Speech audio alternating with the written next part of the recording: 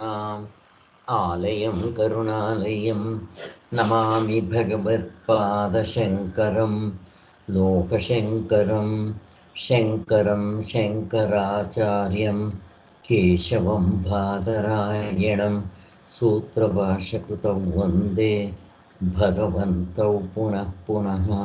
ಜೈ ಗುರುದೇವ್, ಜೈ ಶ್ರೀರಾಮ್. ಇವತ್ತು ನಾವು ಭಗವದ್ಗೀತೆ ಉಪನ್ಯಾಸಗಳು ಭಾಗ 1, 8ನೇ ಚಾಪ್ಟರ್. ಅದರಲ್ಲಿ 8ನೇ ಅಧ್ಯಾಯ 60ನೇ ಚಾಪ್ಟರು ಶುಕ್ಲ ಕೃಷ್ಣ ಗತಿಗಳು. ಇದನ್ನು ಮಾಡಬೇಕಾಗಿದೆ, ಮಾಡ್ತಾರೆ.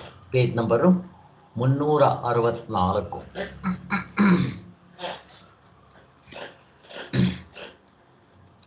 ಹಿಂದೆ ಅವರು ಹೇಳಿದ್ದ ಸಾರಾಂಶ,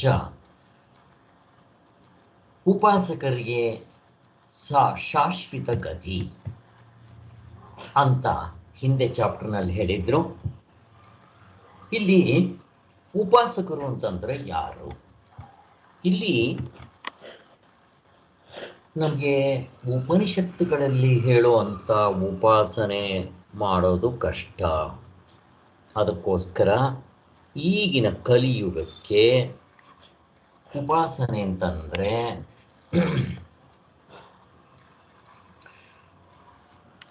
ಯಾವುದಾದರೂ ಪುರಾಣಗಳಲ್ಲಿ ಹೇಳಿರುವಂಥ ಅವತಾರ ಪುರುಷರು, ರಾಮ, ಕೃಷ್ಣ, ಗೋವಿಂದ, ನಾರಾಯಣ, ಕೇಶವ, ಮಾಧವ, ಕೃಷ್ಣ, ದೇವಿ, ಯಾವುದೋ ಒಂದು ದೇವರನ್ನ ಹಿಡ್ಕೊಂಡು ಬೆಳಗ್ಗೆಯಿಂದ ರಾತ್ರಿವರೆಗೂ ಸಾಯೋವರೆಗೂ ಸತತವಾಗಿ ಆ ಜಪವನ್ನು ಮಾಡ್ತಾ ಇರಬೇಕು. ತುಂಬ ಸುಲಭ. ಈ ಕಲಿಯುಗಕ್ಕೆ ಇದೇ ಕಷ್ಟ. ಆದ್ದರಿಂದ ಹೀಗೆ ಮಾಡಿದ್ರೂ ಕೂಡ ಆ ಉಪನಿಷತ್ತುಗಳಲ್ಲಿ ಹೇಳಿರುವಂಥ ಉಪಾಸನೆಗಳಿಗೂ, ಅಲ್ಲಿ ಉಪಾಸನೆಗಳ ವಿಚಾರ ಬಂದಾಗ ಮುಖ್ಯವಾಗಿ ಬೃಹದಾರಣ್ಯಕ, ಚಾಂದೋಗ್ಯ ಉಪನಿಷತ್ನಲ್ಲಿ ಉಪಾಸನೆಗಳು ತುಂಬ ಹೇಳಿದ್ದಾರೆ. ಹೇಳಬೇಕು ಅಂದರೆ ಹತ್ತತ್ರ ಒಂದು ಪುಸ್ತಕ ಪೂರ್ತಿ ಅದನ್ನೇ ಹೇಳಿದ್ದಾರೆ. 2 ಭಾಗಗಳಿರೋದು, ಒಂದು ಭಾಗ ಪೂರ್ತಿ ಉಪಾಸನೆ, ಇನ್ನು ಮಿಕ್ಕಿರೋ ಒಂದು ಕಾಲು ಭಾಗ ಅಥವಾ ಇನ್ನೊಂದು ಪುಸ್ತಕ ಮಾತ್ರ ಜ್ಞಾನದ ವಿಚಾರ ಹೇಳಿದ್ದಾರೆ. ಆದ್ದರಿಂದ ಇಲ್ಲಿ ನಾವು ತಿಳ್ಕೋಬೇಕಾಗಿರೋದು, ಇಲ್ಲಿ ಸತತವಾಗಿ ಹೇಗೆ ಮಾಡಬೇಕು ಉಪಾಸನೆ? ತೈಲ ಧಾರೆಯಾಗಿ, ಕಡು ಒಡೆಯದ ಹಾಗೆ ಶಿವಲಿಂಗದ ಮೇಲೆ ನೀರು ಧಾರಾಪಾತ್ರೆಯಿಂದ ಬೀಳ್ತಾ ಇರುತ್ತಲ್ಲ, ಹಾಗೆ ನಮ್ಮ ಮನಸ್ಸಿನಲ್ಲಿ ಆ ರಾಮನ ಜಪ ನಡೀತಾ ಇರಬೇಕು. ಮಧ್ಯದಲ್ಲಿ ಬೇರೆ ಒಂದು ಪ್ರತ್ಯಯ ಅಥವಾ ಥಾಟ್ ಬರಬಾರ್ದು. ಎಷ್ಟು ಕಷ್ಟ ಇದೆ. ನಮಗೇನಾಗುತ್ತೆ, ನಾವು ರಾಮ ರಾಮ ರಾಮ ಅಂತ ಇರ್ತೀವಿ. ಒಂದು 10 ಸಲ ಅಂದಿದ ತಕ್ಷಣ 11ನೇ ಸಲಕ್ಕೆ ಆ ರಾಮಪ್ಪನಿಗೆ ಸಾಲ ಕೊಟ್ಟಿದ್ನಲ್ಲ, ಬಡ್ಡಿ ಎಷ್ಟಾಗಿದೆಯೋ ನೋಡ್ರಿ, ನಮ್ಮ ಮನಸ್ಸಲ್ಲಿ ಹೋಗುತ್ತೆ. ಅಲ್ಲಿಗೆ ನಾನು ಮಾಡ್ತಾ ಇರೋದು ಏನು, ನನಗೆ ಥಾಟ್ಸ್ ಪಕ್ಕದಲ್ಲಿ ಬರ್ತಾ ಇರೋದು ಏನು. ಆದ್ದರಿಂದ ಹಾಗೆ ಮಾಡಬಾರ್ದು. ರಾಮ ಅಂತಂದರೆ ಬರೀ ರಾಮನ ಗುಣಲೀಲೆಗಳನ್ನ ಮೇಲಕ್ಕೆ ಹಾಕ್ಬೋದು, ಇಲ್ಲ ರಾಮ ಜಪದ ಮೇಲಿರಬೇಕು. ಹೀಗೆ ಇದನ್ನು ಉಪಾಸನೆ ಅಂತ ಕರೀತಾರೆ. ಆದ್ದರಿಂದ ಉಪನಿಷತ್ತುಗಳಲ್ಲಿ ಹೇಳೋ ಉಪಾಸನೆಗೂ, ಪುರಾಣಗಳಲ್ಲಿ ಶ್ರುತಿ ಸ್ಮೃತಿ ಪುರಾಣಾನಾಂ, ಶ್ರುತಿ ಅಂತಂದ್ರೆ ಉಪನಿಷತ್ತುಗಳು, ತುಂಬ ಕಷ್ಟ. ಸ್ಮೃತಿ, ಈಗ ಸ್ಮೃತಿಯಲ್ಲಿ ಹೇಳ್ತಾ ಇದೆ. ಸ್ಮೃತಿ ಅಂದರೆ ಭಗವದ್ಗೀತೆ, ಇದೂ ಕಷ್ಟವೇ. ಆದರೆ ಇನ್ಯಾವುದು ಹೇಳಬೇಕು, ಯಾವ್ದು ಮಾಡ್ಬೋದು ಅಂದರೆ ಪುರಾಣಗಳಲ್ಲಿ ಹೇಳೋದು. ಶ್ರುತಿ ಸ್ಮೃತಿ ಪುರಾಣ ಈಗಿನ ಕಲಿಯುಗದಲ್ಲಿ ಈ ಜಪಗಳನ್ನು ಒಂದನ್ನು ಹಿಡ್ಕೊಂಡು ಸತತವಾಗಿ ಕೊನೆ ಪ್ರಾಣ ಹೋಗೋವರೆಗೂ ನನ್ನ ಮನಸ್ಸಿನಲ್ಲಿ ಅದು ನಡೀತಾ ಇರಬೇಕು. ಅದಕ್ಕೋಸ್ಕರನೇ ಪರಂಪರಾ ಸಾಧನಗಳಲ್ಲಿ ಕರ್ಮಯೋಗ ಮತ್ತು ಉಪಾಸನೆ ಬದಲು ಜಪ ಮಾಡ್ರಿ ಅಂತ ನಾವೆಲ್ಲ ಡಿಸೈಡ್ ಮಾಡಿಕೊಂಡು, ನಾವಲ್ಲ, ಸಮರ್ಥ ರಾಮದಾಸರು, ಬ್ರಹ್ಮಚೈತನ್ಯರು ಇವರೆಲ್ಲ ಇದ್ದಾರೆ, ಮತ್ತು ದಾಸರು, ಮತ್ತು ಸಮರ್ಥ ಬ್ರಹ್ಮಚೈತನ್ಯರ ಶಿಷ್ಯರು ಬಂದಿದ್ದೆ ಬ್ರಹ್ಮಾನಂದರು, ಕನಗಡ ರಾಮದಾಸರು, ಕೃಷ್ಣಾಬಾಯಿ, ಯೋಗಿ ರಾಮ್ ಸೂರತ್ ಕುಮಾರ್ ಅವರು, ಶ್ರೀಧರ್ ಸ್ವಾಮಿಗಳು, ಹೀಗೆ ಜಪದಿಂದಲೇ ಮುಕ್ತಿಯನ್ನು ಪಡೆದಿದ್ದಾರೆ. ಅದನ್ನು ಹೇಳ್ತಾ ಇದ್ದಾರೆ. ಇದಿಷ್ಟು ಹೇಳಿದ್ರು. ಕೊನೆಗೇನಾಯಿತು? ಸಾಯೋ ಸಮಯದಲ್ಲಿ ಇಲ್ಲೇ ಮುಕ್ತರಾಗ್ಬೋದು. ಇದು ಕ್ರಮಮುಕ್ತಿ. ಆದರೆ ಇದು ಕರ್ತೃತಂತ್ರವಾದ ಸಾಧನೆ. ಈ ಜಪ ಗಿಪ ಎಲ್ಲ ಕರ್ತೃತಂತ್ರ. ಹಾಗಾದರೆ ನಿಮ್ಮ ಕರ್ತೃತಂತ್ರದಿಂದ ಮೋಕ್ಷ ಆಗುತ್ತಾ ಅಂದ್ರೆ ಆಗೋಲ್ಲ. ನಮಗೆ ವಸ್ತುತಂತ್ರದಿಂದಲೇ ಜ್ಞಾನ ಆಗಬೇಕು. ಬಟ್ ನಿಮ್ಮ ಕರ್ತೃತಂತ್ರ ಮಾಡಿ ಅಂತ ಹೇಳ್ತೀರಲ್ಲ, ನಿಜ. ವಸ್ತುತಂತ್ರ ಮಾಡೋದಕ್ಕೆ ನಮಗೆ ಯೋಗ್ಯತೆಯನ್ನು ತಂದುಕೊಡುತ್ತೆ ಅನ್ನೋದು ಈ ಹಿಂದೆ ಅಷ್ಟು ಉಪಾಸಕರಿಗೆ ಶಾಶ್ವತ ಗತಿ ಅಂತ ಆ ಹಿಂದಿನ ಚಾಪ್ಟರ್ನಲ್ಲೆಲ್ಲ ಇಷ್ಟೆಲ್ಲ ಹೇಳಿದರು. ಅಲ್ಲೂ ಕೂಡ ಓಂಕಾರವನ್ನು ಹೇಳಿದರು. ಓಂಕಾರ ಎಷ್ಟು ಜನ ಮಾಡೋಕ್ಕಾಗುತ್ತೆ? ಓಂಕಾರ ಅಂದರೆ ಅಕಾರ ಉಕಾರ ಮಕಾರವನ್ನು ಸೇರಿಸಿ ಅದನ್ನು ಮಾಡ್ಕೋಬೇಕು. ಇಲ್ಲಿ ಅಕಾರ ಉಕಾರ ಮಕಾರ ಅಂದರೆ ಏನು? ಮಾಂಡಿಕ್ಯ ಉಪನಿಷತ್ನಲ್ಲಿ ಹೇಳಿದಾಗೆ ವೈಶ್ವಾನರ, ತೈಜಸ, ಪ್ರಾಜ್ಞಾ ಇವರು ಮೂವರನ್ನು ಜೊತೆಯಲ್ಲಿ ಮಾಡಬೇಕು. ಇದು ಸನ್ಯಾಸಿಗಳು ಮಾಡೋದು ಓಂಕಾರ. ಅದು ಜಪ ಅಂತ ಕರೆದ್ರು ಸನ್ಯಾಸಿಗಳು ಮಾಡೋದು. ಇದು ಸತ್ತ ಮೇಲೆ ಇಲ್ಲೇ ಮೋಕ್ಷ ಆದರೆ ಆಗುತ್ತೆ, ಆಗೋದಿಲ್ಲ.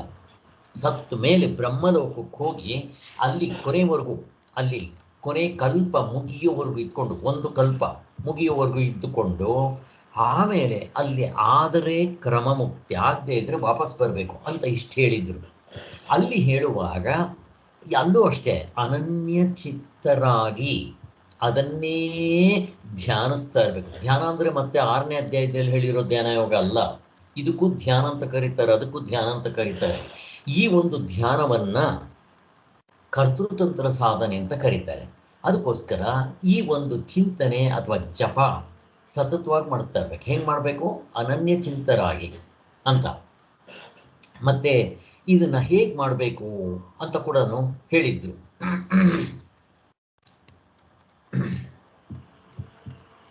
ಸೊ ಕೊನೆವರೆಗೂ ಮಾಡ್ತಾ ಇರಬೇಕು ಅಂತ ಹೇಳಿದರು. ಈಗ ಅದರ ಬಗ್ಗೆ ಇನ್ನೂ ಸ್ವಲ್ಪ ಹೇಳೋದಿದೆ. ಈ ಚಾಪ್ಟರ್ನಲ್ಲಿ ಹೇಳ್ತಾರೆ. 62ನೇ ಚಾಪ್ಟರು ಶುಕ್ಲ ಕೃಷ್ಣ ಗತಿಗಳು ಅನ್ನೋದು. ನೋಡೋಣ. ಈ ಸಂಸಾರ ಅನ್ನೋ ಒಂದು ಈ ಸಾಗರ ಇದೆಯಲ್ಲ, ಇದನ್ನು ದಾಟ್ಕೊಂಡು ಹೋಗಬೇಕಾಗಿತ್ತು ನಾವು. ಇದನ್ನು ದಾಟ್ಕೊಂಡು ಹೋಗೋದು ಅಂದ್ರೇನು? ಸಂಸಾರ ಅಂತಂದರೆ ಹುಟ್ಟು ಸಾವುಗಳ ಚಕ್ರ ಅಂತೀವಿ. ಇದಕ್ಕಿಂತ ಮೀರಿರುವಂಥದ್ದು, ಅತೀತವಾಗಿರುವಂಥದ್ದು, ಶಾಶ್ವತವಾಗಿರುವಂಥದ್ದು ನಮಗೊತ್ತು. ಆತ್ಮತತ್ವವನ್ನು ನಾವು ವಿಂಗಡಿಸ್ಕೊಳ್ಬೇಕಾಗಿದೆ. ಇದೇ ಭಗವಂತನ ಪರಮ ಉಪದೇಶ. ನಾವೆಲ್ಲ ಮಾಡಿದ್ದೀವಿ. ಮೊನ್ನೆ ಅವಸ್ಥಾತ್ರೆ ವಿಚಾರ ತಿಳ್ಕೊಂಡು ನಮ್ಮ ನಿಜವಾದ ಸ್ವರೂಪವನ್ನು ಗುರುತಿಸಿದ್ವಿ. ನಾವು ಮುಕ್ತರಾಗಿದ್ದೀವ? ಆಗಿಲ್ಲ. ಅದಕ್ಕೋಸ್ಕರ ಈ ಸಾಧನೆಗಳನ್ನ ಮೊದಲು ಮಾಡಿರಬೇಕು ನಾವು. ಆದ್ದರಿಂದ ಇದು ಎಚ್ಚರ, ನಿದ್ರೆ ಇವು ಆಗ್ತಾನೇ ಇದೆ ನಮಗೆ. ಎಚ್ಚರ, ಕನಸು, ನಿದ್ದೆ ಹುಟ್ಟಿದಾಗಿಂದ ಸಾಯುವವರೆಗೂ, ಬೆಳಗ್ಗೆಯಿಂದ ರಾತ್ರಿವರೆಗೂ, ದೇವತೆಗಳಿಂದ ಹಿಡಿದು ಪ್ರಾಣಿಗಳವರೆಗೂ ಪ್ರತಿಯೊಬ್ಬರಿಗೂ ಸತತವಾಗಿ ನಡೀತಾ ಇದೆ ಸೈಕಲ್. ಇದನ್ನು ಸಂಸಾರ ಅಂತ ಕರೀತಾರೆ. ಏನಾಗ್ತಾ ಇದೆ? ಅಲ್ಲಿಗೆ ಸೃಷ್ಟಿ ಆಗ್ತಾ ಇದೆ, ಸ್ಥಿತಿ ಆಗ್ತಾ ಇದೆ, ಪ್ರಳಯ. ಇದನ್ನು ನಮಗೆ ಗೊತ್ತಿದೆ. ಸೃಷ್ಟಿ, ಸ್ಥಿತಿ, ಲಯ. ಇದಕ್ಕೆ ಒಂದು ಪೋರ್ಟ್ಫೋಲಿಯೋ ಇದ್ದಾರೆ, ಒಂದೊಂದಕ್ಕೊಬ್ಬೊಬ್ರು ಇದ್ದಾರೆ. ಸೃಷ್ಟಿಯನ್ನು ಬ್ರಹ್ಮದೇವ ಚತುರ್ಮುಖ ಬ್ರಹ್ಮನ್ ಮಾಡ್ತಾನೆ, ಸ್ಥಿತಿಯನ್ನು ನಾರಾಯಣ ಮಾಡ್ತಾನೆ, ಪ್ರಳಯ ಅಥವಾ ಲಯವನ್ನು ಶಿವ ಮಾಡ್ತಾನೆ. ಅದಕ್ಕೋಸ್ಕರ ಸೃಷ್ಟಿ ಸ್ಥಿತಿ ಲಯ ಇದನ್ನು ಬ್ರಹ್ಮ, ವಿಷ್ಣು, ಮಹೇಶ್ವರರು ಮಾಡ್ತಾ ಇರ್ತಾರೆ. ನಾವು ಎಲ್ಲಿವರೆಗೂ ನಮ್ಮ ನಿಜವಾದ ಸ್ವರೂಪವನ್ನು ತಿಳ್ಕೊಳ್ಳೋಲ್ವೋ ಅಲ್ಲಿವರೆಗೂ ಈ ಹುಟ್ಟು ಸಾವು ಅನ್ನೋ ಸೈಕಲ್ ತಪ್ಪಿಸ್ಕೊಳ್ಳೋದು ಬರಲ್ಲ ಅಂತ ನಮ್ಮೆಲ್ರಿಗೂ ಗೊತ್ತಿದೆ.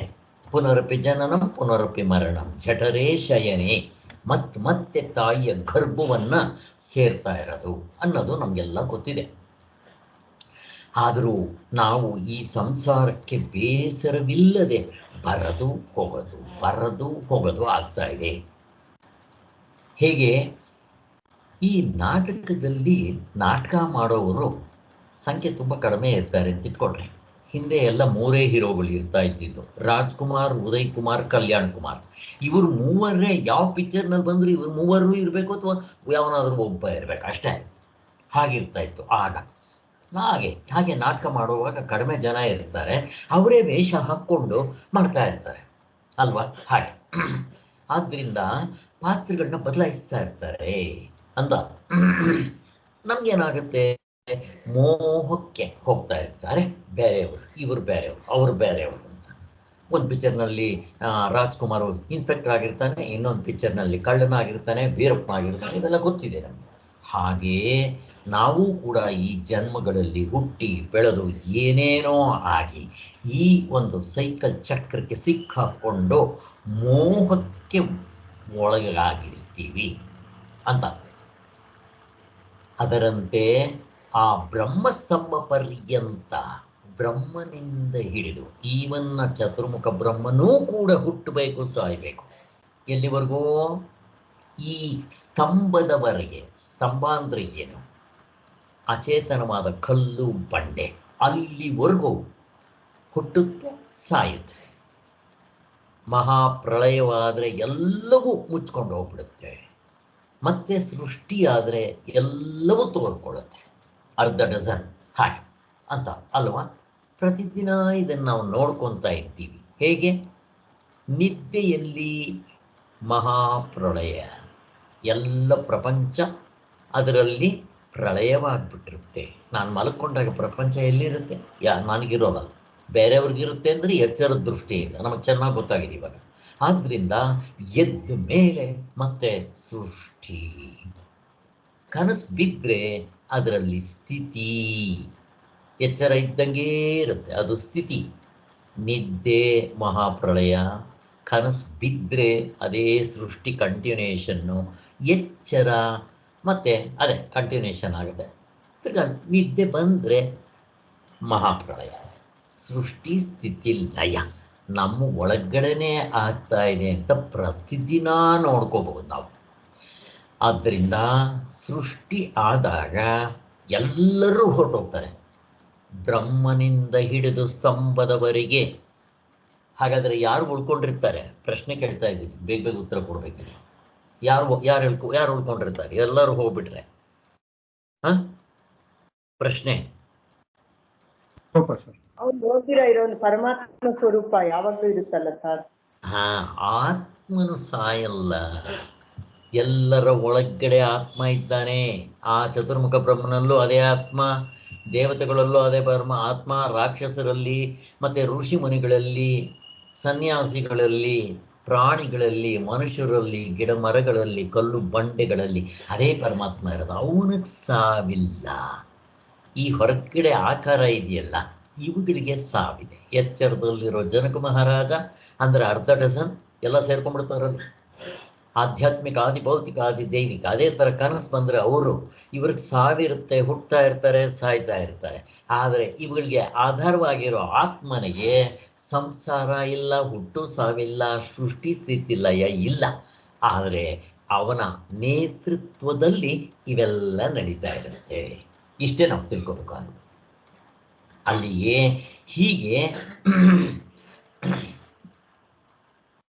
ಇದನ್ನ ವ್ಯಕ್ತ ಅವ್ಯಕ್ತ ಅಂತ ನಾವು ಕರಿತೀವಿ. ಅಲ್ಲಿಗೆ ಈ ಯಾವುದರಲ್ಲಿ ಪ್ರಳಯವಾಗುತ್ತೋ ಅದನ್ನು ಅವ್ಯಕ್ತ ಅಂತೀವಿ. ನಿದ್ದೆನಲ್ಲಿ ಮಹಾಪ್ರಳಯ ಬೇರೆ, ನಿದ್ದೆ ಬೇರೆ. ನಿದ್ದೆನಲ್ಲಿ ಹಾಗೇ ಆಗುತ್ತೆ ನಮಗೆ. ಮಹಾಪ್ರಳಯದಲ್ಲಿ ಏನಾಗುತ್ತೋ ನಿದ್ದೆನಲ್ಲಿ ಅದೇ ಆಗುತ್ತೆ. ಅದ್ರ ಬಗ್ಗೆ ಏನಾಗಿರುತ್ತೆ? ಎಲ್ಲ ಪ್ರಪಂಚ ಎಲ್ಲ ಅವ್ಯಕ್ತ ರೂಪದಲ್ಲಿ, ಬೀಜ ರೂಪದಲ್ಲಿ ಇರುತ್ತೆ ಅಂತ ಅಧ್ಯಾರೋಪದ ದೃಷ್ಟಿಯಿಂದ. ನಿಜವಾಗ್ಲೂ ಹಂಗಿಲ್ಲ ಅಂತ ಪಾರಮಾರ್ಥದಲ್ಲಿ ನೋಡ್ಕೊಂಡ್ವಿ. ಆಮೇಲೆ ಎದ್ದಿದ ತಕ್ಷಣ ಮತ್ತೆ ವ್ಯಕ್ತವಾಗುತ್ತೆ, ಎಚ್ಚರ ಕನಸುಗಳಲ್ಲಿ ವ್ಯಕ್ತವಾಗುತ್ತೆ. ಮತ್ತೆ ಧರಿಸುತ್ತಾ ಈ ಪ್ರಪಂಚವನ್ನು ಧರಿಸ್ತಾ ಇರ್ತೀನಿ. ಇಲ್ಲಿ ಕ್ರಿಯಾಕಾರಕ ಫಲ ನಡೀತಾನೇ ಇರುತ್ತೆ.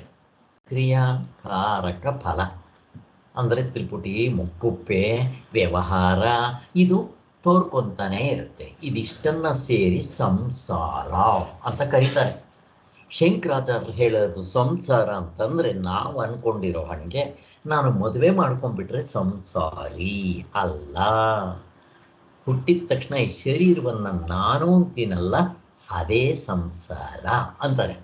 ಆದ್ದರಿಂದ ಪರಮಾತ್ಮನು, ಹಾಗಾದರೆ ಈ ಪರಮಾತ್ಮನು ವ್ಯಕ್ತ ಸ್ವರೂಪನ ಅವ್ಯಕ್ತ ಸ್ವರೂಪನ ಅಂತ ಪ್ರಶ್ನೆ ಕೇಳಿದ್ರೆ ಏನು ಹೇಳ್ತೀರಿ ಯಾರಾದರೂ ಬೇಗ? ಪರಮಾತ್ಮನು ವ್ಯಕ್ತ ಎರಡನ್ನು ಮೀರಿದ್ದವನು. ಕರೆಕ್ಟ್. ಪರಮಾತ್ಮನು ವ್ಯಕ್ತವನ್ನ ಅವ್ಯಕ್ತವನ್ನ ಮೀರಿರ್ತಾನೆ. ಆದ್ದರಿಂದ ಚೆನ್ನಾಗಿ ನಾವು ತಿಳ್ಕೋಬೇಕು, ಇದು ಚೆನ್ನಾಗಿ ಮಂದಟ್ ಮಾಡ್ಕೋಬೇಕು. ಇವನು ಇವೆಲ್ಲದಕ್ಕಿಂತಲೂ ಬೇರೆಯಾಗಿರ್ತಾನೆ, ವಿಲಕ್ಷಣನಾಗಿರ್ತಾನೆ ಅಂತ. ಆದರೆ ಅವನು ಎಲ್ಲದರ ಆತ್ಮ ಆಗಿರ್ತಾನೆ, ನನ್ನ ಆತ್ಮ ಮಾತ್ರ ಅಲ್ಲ. ಆ ಸ್ತಂಭದಿಂದ ಹಿಡಿದು ಬ್ರಹ್ಮನಿಂದ ಹಿಡಿದು ಸ್ತಂಭದವರೆಗೆ, ಅಂದರೆ ಕಲ್ಲು ಬಂಡೆ ಎಲ್ಲ ಅನಾತ್ಮ ಎಲ್ಲವೂ ಅಲ್ಲಿವರೆಗೂ ಇವನೇ ಆಧಾರ, ಇವನೇ ಎಲ್ಲರಲ್ಲೂ ಇರ್ತಾನೆ. ಅದಕ್ಕೋಸ್ಕರನೇ ಇವನು ಆಮ್ನಿ ಪ್ರೆಸೆನ್ಸ್, ಇವನಿಲ್ಲದೆ ಇರೋ ಜಾಗ ಇಲ್ಲ, ಪ್ರಪಂಚವನ್ನೆಲ್ಲ ತುಂಬಿದ್ದಾನೆ ಇವನು ಅಂತ. ಅದಕ್ಕೆ ಇವನು ಸರ್ವವ್ಯಾಪಿ, ಕೃಷ್ಣಮಯಂ ಜಗತ್ ಹಿಂಗೆಲ್ಲ ಹೇಳ್ತಾರೆ. ಆದರೆ ಈ ಪರಮಾತ್ಮನು ನಮಗಿಂತ ದೂರ ಇದ್ದಾನ? ಇಲ್ಲ. ಇವನು ಯಾಕೆ ಹೇಳಿ? ಅರೆ ನಾನೇ ಸ್ವಾಮಿ, ಅದು ಈ ಮುಸ್ಲಿಂ ಅವರಲ್ಲ ಮಲ, ನಾನೇ ಅದಾಗಿ ಇರೋದ್ರಿಂದ ಯಾವ ಸ್ವಾಮಿ ದೂರ? ಎಷ್ಟು ಸಾರಿ ನಾವು ವಿಚಾರ ಮಾಡಿದ್ವಿ. ನನಗೂ ಎಷ್ಟು ದೂರ ಇದೆ ಸ್ವಾಮಿ? ಎಷ್ಟು ದೂರ ಇದೆ? ಏನಾದರೂ ಎಷ್ಟು ಮೈಲಿಗಳಿದೆ? ಯಾವ ವೆಹಿಕಲ್ನಲ್ಲಿ ಹೋಗ್ಬೇಕು? ಇವೆಲ್ಲ ಚಿಂತನೆ ಆಗಿದೆ. ಅದರಿಂದ ನಾನೇ ಆಗಿರೋದ್ರಿಂದ ನನಗೂ ಪರಮಾತ್ಮ ನಾನೇ ಆಗಿರೋದ್ರಿಂದ ಎಷ್ಟು ದೂರ ಇದೆ? ಕ್ವಶನ್ನೇ ಇಲ್ಲ, ತಪ್ಪದು ಅಂತ ನಮಗೆ ಚೆನ್ನಾಗಿ ಅರ್ಥ ಆಗಿದೆ. ಆದರೂ ನಾವು ಯಾರನ್ನು ಕೇಳಿದ್ರು ಪರಮಾತ್ಮ, ಸ್ವಾಮಿ ಪರಮಾತ್ಮ ಎಲ್ಲಿದ್ದಾನೆ, ದೇವರೆಲ್ಲಿದ್ದಾನೆ ಅಂತ ಕೇಳ್ತಾ ಇರ್ತೀವಿ. ಈ ವಿಚಾರ ಗೊತ್ತಿಲ್ಲದೆ ಇರೋರು ಈಗ ನಾವು ಕೇಳೋದಿಲ್ಲ. ಆ ಮೀನು ನೀರಿನಲ್ಲೇ ಇದ್ದುಕೊಂಡು ನೀರಂದರೆ ಎಲ್ಲಿ ಇದೆ ಅಂತ ಕೇಳ್ದಂಗಾಯ್ತು ನಮ್ಮ ಕತೆ ಅಂತ ನಮಗೆಲ್ಲ ಚೆನ್ನಾಗಿ ಗೊತ್ತಿದೆ. ಆದರೆ ನಮ್ಮಲ್ಲಿ ಕೆಲವರು ಅವನು ಇಲ್ಲವೇ ಇಲ್ಲ ಅಂತ ಸಾಧಿಸೋಕ್ಕೂ ಬರ್ತಾರೆ. ಹೇಗಿದೆ ನೋಡ್ರಿ, ಈಗಿನ ವೆಸ್ಟರ್ನ್ ಫಿಲಾಸಫರ್ಸು, ಸೈಂಟಿಸ್ಟ್ಗಳು ಮತ್ತು ಈಗಿನ ಜನಾಂಗ ಎಲ್ಲರೂ ಹೇಳೋದು ದೇವರಿಲ್ಲ. ಇಲ್ಲ ಅಂತ ಹೇಳೋದು ಸುಲಭ, ಅವರೇನು ಕಷ್ಟಪಡಬೇಕಾಗಿಲ್ಲ. ಇದೇ ಅಂತ ಹೇಳಿ ಒಂದು ಪ್ರೂವ್ ಮಾಡು ಅಂತಾರೆ. ಹೇಗಿದೆ ನೋಡ್ರಿ. ಆದ್ದರಿಂದಲೇ ಯಾವಾಗಲೂ ನಾನೊಂದು ಜೋಕ್ ಹೇಳ್ತಾ ಇರ್ತೀನಿ. ಒಬ್ಬ ಸ್ಕೂಲ್ನಲ್ಲಿ ಟೀಚರ್ ಹೇಳ್ತಾನಂತೆ, ದೇವರು ಎಲ್ಲಿದ್ದಾನೆ ಹೇಳ್ರಿ, 100 ರೂಪಾಯಿ ಕೊಡ್ತೀನಿ ಹೇಳಿದ್ರೆ ಅಂದಂತೆ. ಯಾವ ಸ್ಟೂಡೆಂಟ್ ಹೇಳಿದಂತೆ, ಸರ್ ದೇವರು ಎಲ್ಲಿ ಇಲ್ಲ ಹೇಳಿ ಸರ್ ನೀವು, ನಾನು 1000 ರೂಪಾಯಿ ಕೊಡ್ತೀನಿ ನಿಮಗೆ. ಹೇಗಿದೆ ನೋಡ್ರಿ. ಸೇಮ್ ಕನಕದಾಸರಿಗೆ ಯಾರು ನೋಡದೇ ಇರೋ ಕಡೆ ಬಾಳೆಹಣ್ಣು ತಿನ್ಕೊಂಬನ್ನಿ ಅಂತ ಕೇಳಿದ್ರಲ್ಲ, ಎಲ್ಲ ಒಂದೇ. ಅಲ್ಲಿಗೆ ದೇವರು ಎಲ್ಲ ಕಡೆ ಇರ್ತಾನೆ, ಅವನು ಇಲ್ಲದೆ ಇರೋ ಜಾಗ ಇಲ್ಲ, ನಮಗೆ ಸ್ಪಷ್ಟವಾಗಿ ಗೊತ್ತಿದೆ.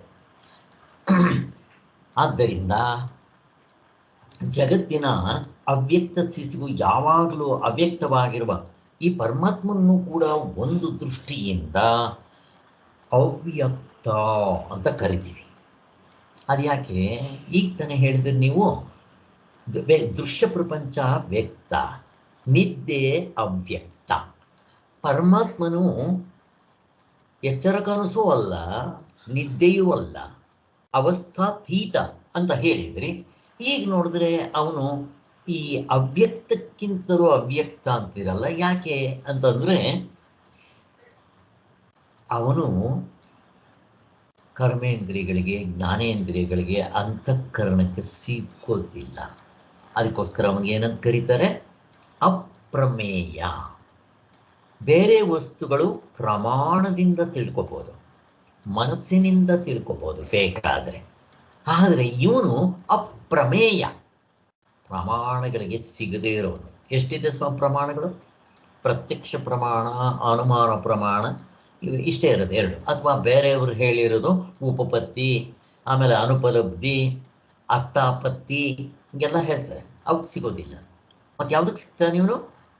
ಆಗಮಗಮ್ಯ ಅಥವಾ ಶಾಸ್ತ್ರೀಯ ಶಾಸ್ತ್ರ ಪ್ರಮಾಣ. ಶಾಸ್ತ್ರವೇ ಇವನ್ನ ತೋರಿಸ್ಕೊಡ್ಬೇಕು, ಬೇರೆ ಯಾರು ತೋರ್ಸಕ್ಕೆ ಬರಲ್ಲ. ಆದ್ದರಿಂದ ಅದಕ್ಕೆ ಶಾಸ್ತ್ರ ಪ್ರಮಾಣ ಅಂತ ಕರೀತಾರೆ. ಆದ್ದರಿಂದ ಶಾಸ್ತ್ರ ಪ್ರಮಾಣ ಅಂದ್ರೆ ನಾನೇ ಶಾಸ್ತ್ರ ಓದ್ಕೊಂಡ್ಬಿಟ್ರೆ ಗೊತ್ತಾಗಲ್ಲ, ಅಪುರಾಣಿಗೂ ಗೊತ್ತಾಗಲ್ಲ. ಇದು ಗುರುಮುಖೇನೇ ಕೇಳಬೇಕು ಹೇಗೆ. ಆದ್ದರಿಂದ ಇಷ್ಟೆಲ್ಲ ನಮಗೆ ಗೊತ್ತಿದೆ. ಆದ್ದರಿಂದ ಈ ಪರಮಾತ್ಮನನ್ನ ವ್ಯಕ್ತ ಅವ್ಯಕ್ತಕ್ಕಿಂತಲೂ ಹಿಂದಡಿಕೆಯಾಗಿದ್ದಾನೆ, ಸೂಕ್ಷ್ಮವಾಗಿದ್ದಾನೆ ಅನ್ನೋ ದೃಷ್ಟಿಯಿಂದ ಅವನು ಅವ್ಯಕ್ತಕ್ಕಿಂತಲೂ ಇನ್ನೂ ಅವ್ಯಕ್ತ ಅಂತ ಹೇಳ್ತಾರೆ ಅಷ್ಟೇ.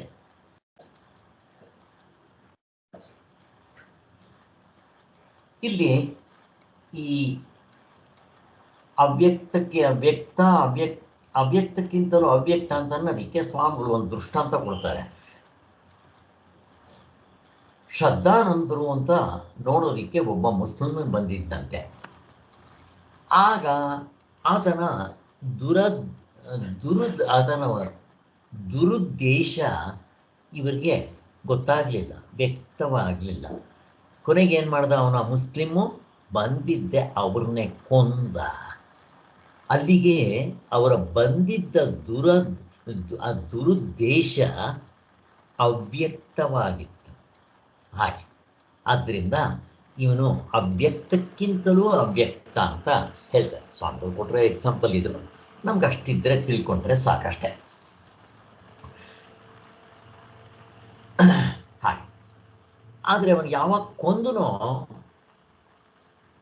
ಅವಾಗ ನಮಗೆ ವ್ಯಕ್ತವಾಯಿತು, ಇವನು ಬಂದಿದ್ದು ಸ್ವಾಮಿಗಳು ನಮಸ್ಕಾರ ಮಾಡೋಕ್ಕಲ್ಲ, ಕೊಲ್ಲಕ್ಕೆ ಅಂತ. ಮೊದಲು ನಮಗೆ ಗೊತ್ತಾಗಲಿಲ್ಲ. ಅವ್ರು ಬಂದಿದ್ದು ಏನೋ ಭಯಭಕ್ತಿಯಿಂದ ಬಂದಿದ್ದಾನೆ ಗುರುಗಳಿಗೆ ನಮಸ್ಕಾರ ಮಾಡೋಕ್ಕೆ ಅಂತ ನಾವು ಅಂದ್ಕೊಂಡಿದ್ವಿ. ಆವಾಗ ಅವ್ಯಕ್ತವಾಗಿತ್ತು. ಈಗ ಅವನು ಕೊಂದ ಮೇಲೆ ಬಂದಿದ್ದ ಕಾರಣ ಗೊತ್ತಾಯ್ತಲ್ಲ. ಹಾಗೆ ಇಲ್ಲಿ ವ್ಯಕ್ತ ಅವ್ಯಕ್ತ ಅನ್ನೋದಕ್ಕೆ ಎಕ್ಸ್ಪ್ಲನೇಷನ್ ಕೊಡ್ತಾ ಇದ್ದಾರೆ ಅಷ್ಟೇ. ನಮಗೆ ಆ ಅವಸ್ಥಾತ್ರಯ ವಿಚಾರದಿಂದನೇ ನಾವು ತಿಳ್ಕೊಂಡಿದ್ದೀವಿ, ಯಾವುದು ಕಾಣುತ್ತೋ ಅದು ವ್ಯಕ್ತ. ಅದಕ್ಕೆ ಇನ್ನೊಂದು ನಮಗೇನು ಗೊತ್ತಾಗದೇ ಇದ್ದಾಗ ಅದನ್ನು ಅವ್ಯಕ್ತ ಅಂತ ಕರೀತಾರೆ. ಹಾಗೆ ಸೊ ಅದಕ್ಕೆ ಇನ್ನೂ ಒಂದು ಬೇರೆ ಹೆಸರುಗಳು ಇದೆ. ಏನಂತಾರೆ ಅದಕ್ಕೆ? ವ್ಯಕ್ತ, ಅವ್ಯಕ್ತ ಅಥವಾ ವ್ಯಾಪಕ ಯುಕ್ತಿ, ಏನೋ ಅಂತ ಹೇಳ್ತಾರೆ, ನಾನು ಮರ್ತೋಗ್ಬಿಟ್ಟಿದ್ದೀನಿ. ಇರಲಿ, ಅಲ್ಲಿಗೆ ವ್ಯಾಕೃತ ಅವ್ಯಾಕೃತ, ಕರೆಕ್ಟ್. ವ್ಯಾಕೃತ ಅವ್ಯಾಕೃತ ಎಲ್ಲ ಒಂದೇ. ಮತ್ತು ಇದನ್ನು ಅಕ್ಷರ ಅಂತ ಕರೀತಾರೆ. ಏನು ಕರೆದು ಎಲ್ಲ ಒಂದೇ. ಇರಲಿ, ಅಲ್ಲಿಗೆ ಜಗತ್ತಿನ ಅವ್ಯಕ್ತ ಎಂಬುದು ಒಂದಾನೊಂದು ಕಾಲದಲ್ಲಿ ಹೀಗೆ ವ್ಯಕ್ತವಾಗುತ್ತೆ. ನೋಡ್ರಿ, ಗಾಢನಿದ್ದೆಯಲ್ಲಿ ಪ್ರಪಂಚ ಎಲ್ಲ ಅವ್ಯಕ್ತವಾಗುತ್ತೆ, ಏನು ಇರಲ್ಲ. ಎದ್ದ ಮೇಲೆ ಮತ್ತೆ ವ್ಯಕ್ತವಾಗುತ್ತೆ. ಇದು ಅವ್ಯಕ್ತ. ಇಷ್ಟು ನಾವು ತಿಳ್ಕೊಂಡ್ರೆ ಸಾಕು. ಆದ್ದರಿಂದ ಪರಮಾತ್ಮನು ಅವ್ಯಕ್ತನೆಂದರೆ ಹೀಗಲ್ಲ. ಮತ್ತಿನ್ನೇನು, ಆತ್ಮನು ಎಂದಿಗೂ ವ್ಯಕ್ತನಾಗೋದಿಲ್ಲ. ಈಗ ತಾನೇ ಹೇಳಿದ್ನಲ್ಲ, ಅವನು ಅಪ್ರಮೇಯನು, ಕರ್ಮೇಂದ್ರಿಗೆ ಸಿಗಲ್ಲ, ಜ್ಞಾನೇಂದ್ರಿಗೆ ಸಿಗಲ್ಲ, ನೇರದ ಅನುಭವಕ್ಕೆ ಮಾತ್ರ ಸಿಗ್ತಾನೆ. ಆದ್ದರಿಂದ ಹೊರಗಿನ ವಿಪಾದಿಗಳು ತಾನು ಸೇರಿ ನಾನು ಎಂಬ ಅಭಿಮಾನ ಜನಕ್ಕಿರುತ್ತೆ. ಈಗ ನಾವು ಈ ಶರೀರವನ್ನು ನೋಡಿ ನಾನು ನಾನು ನಾನು ಅಂತ ಅಂತೀವಲ್ಲ, ಇದು ಬರೀ ಹೊರಗಡೆ ಉಪಾಧಿ. ಆದರೆ ಉಪಾಧಿ ಒಂದೇ ಇರಕ್ಕೆ ಸಾಧ್ಯ ಇದೆಯಾ? ಪ್ರಶ್ನೆ ಕೇಳ್ತಾ ಇದ್ದೇನೆ. ಈ ಉಪಾಧಿ ಜೊತೆಯಲ್ಲಿ ಇನ್ನೇನಿದೆ? ಉಪಾಧಿ ಅಂತಂದ್ರೆ ಉಪಾಧಿ ಒಂದೇ ಇರಕ್ಕೆ ಸಾಧ್ಯ ಇಲ್ಲ. ಏನಿರ್ಬೇಕು ಅದರ ಜೊತೆಲಿ? ಆತ್ಮ ಇರಲೇಬೇಕು. ಅದಕ್ಕೋಸ್ಕರನೇ ಆತ್ಮ ಅನಾತ್ಮಗಳ ಕಲಬೆರಕೆ, ನಾನು ನನ್ನದು ಕಲಬೆರಕೆ ಚೆನ್ನಾಗಿ ನೋಡ್ಕೊಂಡಿದ್ವಿ ನಾವು. ಚಿನ್ನ ಒಡವೆಗಳ ಕಲಬೆರಕೆ, ಹಾಗೆ ಇದು ಇದ್ದೇ ಇರುತ್ತೆ. ಅದಕ್ಕೋಸ್ಕರನೇ ಇಲ್ಲಿ ನಾನು ಅಂತಂದರೆ ಆತ್ಮನಿಗೆ ಹೇಳಬೇಕು, ನನ್ನದು ಅಂತಂದರೆ ಮಿಕ್ಕಿದ್ದೆಲ್ಲ ಅನಾತ್ಮ. ಹಾಗೆ ನಿತ್ಯ ಅನಿತ್ಯ ವಸ್ತುಗಳ ಕಲಬೆರಕೆ. ಅದೇ ಥರ ಇಲ್ಲಿ ನಾವೇನು ಮಾಡ್ತೀವಿ, ಈ ನಾನು ಅಲ್ಲದನ್ನು ನಾನು ಅಂತ ಇದ್ದೀವಿ ಅಷ್ಟೇ. ಅಲ್ಲಿ ಒಡವೆಗಳನ್ನ ಅದೇ ಸತ್ಯ ಅಂತ ತಿಳ್ಕೊಂಡಿದ್ದೇನೆ. ಒಡವೆ ಅಲ್ಲ, ಹಿಂದೆಗಡೆ ಇರೋ ಚಿನ್ನ, ಇದೆಲ್ಲ ನಮಗೆ ಗೊತ್ತಿದೆ. ಆದ್ದರಿಂದ ಆದರೆ ಹೇಗೆ ನಾವು ಕೋಟ್ ಹಾಕ್ಕೊಂಡಿದ್ದಾಗ ನಾನು ಅಂತೀವಿ, ಕೋಟ್ ಸಮೇತ ನಾನು ಆಗಿರ್ತೀನಿ. ಆದರೆ ಕೋಟ್ ಬಿಚ್ಚಿದ ಮೇಲೂ ಕೂಡ ನಾನು ಅಂತ ಹೇಳ್ತೇನಲ್ಲ, ಅದು ನನ್ನ ನಿಜವಾದ ಸ್ವರೂಪ. ಇಲ್ಲಿ ಕೋಟು ಅಂತ ಹೇಳಿದ ತಕ್ಷಣ ನಾವು ಈಗ ಹಾಕ್ಕೊಂತೀವಲ್ಲ ಕೋಟು, ಅಷ್ಟೇ. ದೇವರು ನಮ್ಗೆ 5 ಕೋಟ್ಗಳು ಕೊಟ್ಟಿದ್ದಾನೆ. ಪಂಚಕೋಶ ವ್ಯತಿರೇಕ: ಅನ್ನಮಯ ಕೋಶ, ಪ್ರಾಣಮಯ ಕೋಶ, ಮನೋಮಯ ಕೋಶ, ವಿಜ್ಞಾನಮಯ ಕೋಶ, ಆನಂದಮಯ ಕೋಶ. ಇವೆಲ್ಲವೂ ಕೂಡ ಅನಾತ್ಮವೇ. ಹೇಗೆ ಎಲ್ಲ ಅವಸ್ಥೆಗಳು ಅನಾತ್ಮ ಅವಸ್ಥೆಗಳು, ಇವು ಅಲ್ಲಿಗೆ ಬರಲಿಲ್ಲ ಇಲ್ಲಿಗೆ ಬರಲಿಲ್ಲ ಅಂತ ಯಾತ್ರಿಂದ ಗೊತ್ತಾಯ್ತು ಅವನ ಆತ್ಮ ಅಂತ ಹೇಗೆ ಕರಿತೀವೋ, ಹಾಗೆ ಅವಸ್ಥಾ ಸಾಕ್ಷಿ ಅಂತ ಅಲ್ಲಿ ಕರೆದ್ರೆ ಇಲ್ಲಿ ಪಂಚಕೋಶ ವ್ಯತಿರೇಕ ಅಂತೀವಿ ನಾವು ಆತ್ಮನ. ಇವುಗಳಿಗಿಂತ ಬೇರೆಯಾಗಿರ್ತಾನೆ ಅಂತ. ಸೊ ಹೀಗೆಲ್ಲ ನಾವು ಬಿಡಿಸ್ಕೊಂಡಿದ್ವಿ, ನಮಗೆ ಗೊತ್ತಿದೆ. ಹಾಗೆ ಆದ್ದರಿಂದ ಅವನು ನಿತ್ಯವೇ ಅವ್ಯಕ್ತನಾಗಿ ಇದ್ದರೂ ಅನಾತ್ಮಕ್ಕೆಲ್ಲ ಸಾಕ್ಷಿ ಆಗಿರೋದ್ರಿಂದ ಅವನನ್ನು ಇಲ್ಲ ಅಂತ ಏನು ಹೇಳೋಕ್ಕೆ ಬರಲ್ಲ. ಒಡವೆ ಇಲ್ಲದೆ ಇರ್ಬೋದು, ಚಿನ್ನ ಇಲ್ಲ ಅಂತ ಹೇಳ್ರಿ, ಚಿನ್ನ ಇಲ್ದಂಗೆ ಮಾಡ್ರಿ, ಬರೋಲ್ಲ. ಹಾಗೆ ನೀವು ಅವ್ಯಕ್ತವನ್ನು ಇಲ್ದಂಗೆ ಮಾಡ್ಕೋಬೋದು, ಎಲ್ಲಿ ಆತ್ಮನ ಇಲ್ದಂಗೆ ಮಾಡ್ರಿ, ಬರಲ್ಲ ಅಂತ ಅಷ್ಟೇ. ಆದ್ದರಿಂದ ಪ್ರಳಯದಲ್ಲಿ ಎಲ್ಲವೂ ಅವ್ಯಕ್ತವನ್ನು ಸೇರಿಬಿಡುತ್ತೆ. ಇದು ನಮ್ಮ ನಿದ್ದೆ ಅನುಭವ ನೀವು ಹಿಡ್ಕೋಬೋದು. ಆಗ ವ್ಯಕ್ತ ಪ್ರಪಂಚದ ದುಃಖ ಇರೋದಿಲ್ಲ ಅಲ್ವಾ. ಯಾವಾಗ ನಾನು ನಿದ್ದೆಗೆ ಹೋಗ್ತೀನೋ, ನಾನು ಎದ್ದಿಟ್ಕೊಳ್ರಿ, ಎಚ್ಚರ ಅಂದರೆ ಹುಟ್ಟು ಅಂತಂದರೆ, ಸೃಷ್ಟಿ ಅಂತಂದರೆ ಎಲ್ಲ ಒಂದೇ. ದುಃಖಾಲಯ ಯಾಕೆ? ಇಲ್ಲಿ ಅನಾತ್ಮವನ್ನು ನಾನು ಅಂತ ಅಂದ್ಕೊಂಡಿರ್ತೀವಿ, ಅದೇ ದುಃಖಾಲಯ. ಹೀಗೆ ಆದ್ದರಿಂದ ಈ ಆತ್ಮನ್ನ ನಾವು ಆನಂದ ಸ್ವರೂಪ ಅಂತ ಕರಿತೀವಿ, ಈ ಅನಾತ್ಮವನ್ನು ದುಃಖ ಸ್ವರೂಪ ಅಂತ ಕರಿತೀವಿ. ಅಲ್ಲಿ ನೋಡ್ರಿ ಎಷ್ಟು ಚೆನ್ನಾಗಿದೆ. ಆತ್ಮನ ತೂ ಪ್ಯಾರ್ ಕಿ ಸಾಗರ್ ಹೈ ರೇ ಅಂತ ಕರಿತೀವಿ. ಅವನು ಎಲ್ಲಿ ನೋಡಿದ್ರು ಸಾಗರವೇ. ಏನು ಸಾಗರ? ಆನಂದದ ಸಾಗರ, ಆನಂದದ ಗಟ್ಟಿ. ಇಲ್ಲಿ ನಾವು ಈ ಜೀವನದಲ್ಲಿ ಎಚ್ಚರದಲ್ಲಿ ದೃಶ್ಯ ಪ್ರಪಂಚದಲ್ಲಿ ಅಥವಾ ಬೆಳಗ್ಗೆ ಕನಸು ಎಚ್ಚರದಲ್ಲಿ ಅಥವಾ ಸೃಷ್ಟಿಯಾದಾಗ ಇದನ್ನು ದುಃಖಾಲಯ ಅಂತ ಕರೀತೀವಿ. ಯಾಕೆ? ಈ ಅನಾತ್ಮವನ್ನು ನಾನು ಅಂತ ಇಟ್ಕೊಂಡಿದ್ದೀವಲ್ಲ, ನಾನು ಅಲ್ಲದ್ದನ್ನು ನಾನು ಅಂತ ಇಟ್ಕೊಂಡಿದ್ದೀನಿ, ಅದೇನಂತಾರದು ದುಃಖಾಲಯ ಅಂತ. ಇವ ನಾವು ಇನ್ನೂ ಒಂದು ಅರ್ಥದಲ್ಲಿ ಫಸ್ಟ್ ಎತ್ಕೊಂತೇನೆ ಏನು ಕರಿತೀವಿ? ಆಗಮಾಪಾಯಿಗಳು. ಅವಸ್ಥೆ ಒಳಗಡೆ ಇರೋ ಆತ್ಮನ್ ಬಿಟ್ಟು ಮಿಕ್ಕಿರೋದೆಲ್ಲ ಆಗಮಾಪಾಯಿಗಳು. ಆಗಮ ಅಂದರೆ ಬರೋದು ಹೋಗೋದು. ನೋಡ್ರಿ, ಎಚ್ಚರ ಕನಸು ನಿದ್ದೆ ಬರುತ್ತೆ ಹೋಗುತ್ತೆ, ಅದರ ಒಳಗಡೆ ಇರೋ ಅರ್ಧರ್ಜನೇನೋ ಬರುತ್ತೆ ಹೋಗುತ್ತೆ, ಆಗಮಾಪಾಯಿಗಳು.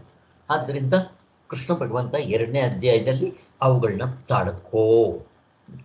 ಕೃಷ್ಣ ಭಗವಂತ ಬಂದು ಹೇಳಬೇಕೇನೋ, ಪ್ರಾಣಿಗಳು ತಡ್ಕೊಳ್ಳುತ್ತೆ, ತುಂಬ ಬಿಸಿ ಆದರೆ, ಶೆಕೆ ಆದರೆ, ಹೊಟ್ಟೆಗೆ ಇಲ್ಲದೆ ಇದ್ದರೆ ಅದನ್ನು ಹೇಳಿದ್ರೆ ಕೃಷ್ಣ ಬರಬೇಕಾ ಅಂತಂದಾಗ ವಿವೇಕದಿಂದ ತಡ್ಕೋ ಅಂತ ಹೇಳ್ದ.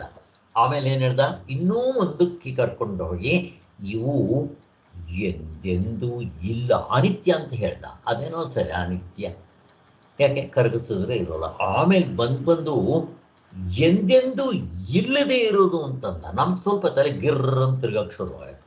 ಅದೇನು ಸ್ವಾಮಿ, ನೀವು ಬೇಕಾದರೆ ಆಗಮಪಾಯಿ ಅಂತ ಕರೀರಿ, ಬಂದು ಹೋಗೋದು ಅಂತ ಕರೀರಿ, ಬದಲಾವಣೆ ಆಗೋದು ಅಂತ ಕರೀರಿ, ಅದು ಇಲ್ಲದೆ ಇರೋದು ಅಂತ ಬೇಕಾದ್ರೂ ಕರೀರಿ, ಎಂದೆಂದೂ ಇಲ್ಲಿಲ್ಲ ಅಂತ ಹೇಳ್ತೀರಲ್ಲ ಸ್ವಾಮಿ, ಅದೇನು ಸ್ವಾಮಿ ಅಂತ ಅವಾಗ ತಲೆ ಚಕ್ರ ಬಂದಾಗತ್ತೆ.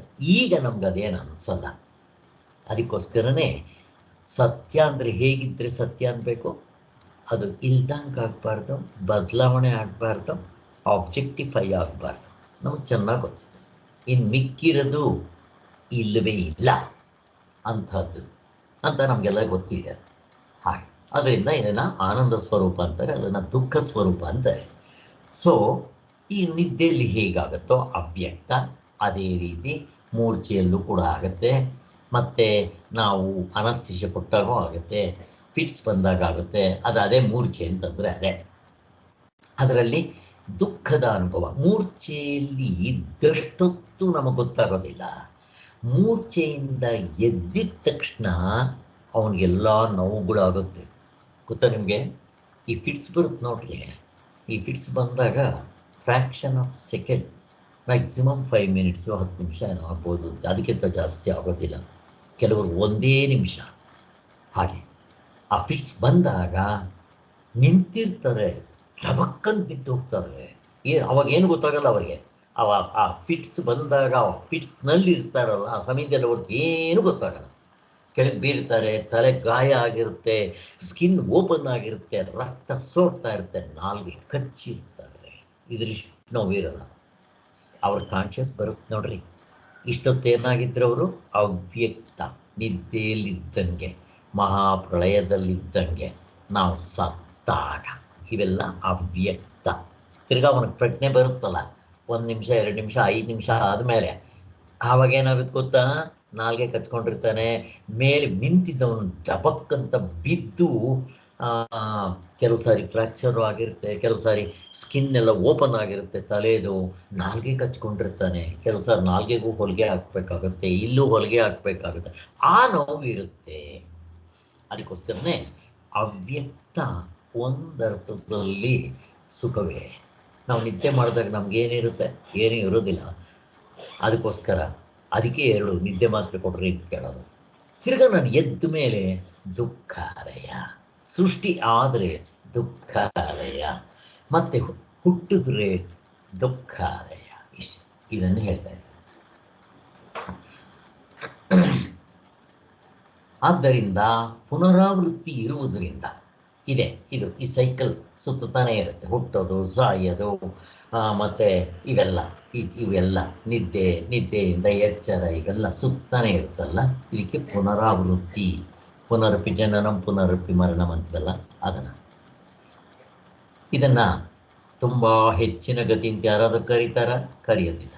ಇದನ್ನು ತಪ್ಪಿಸ್ಕೊಳ್ಳೋದೇ ಪ್ರತಿಯೊಬ್ಬ ಮಾನವನ ಧರ್ಮ.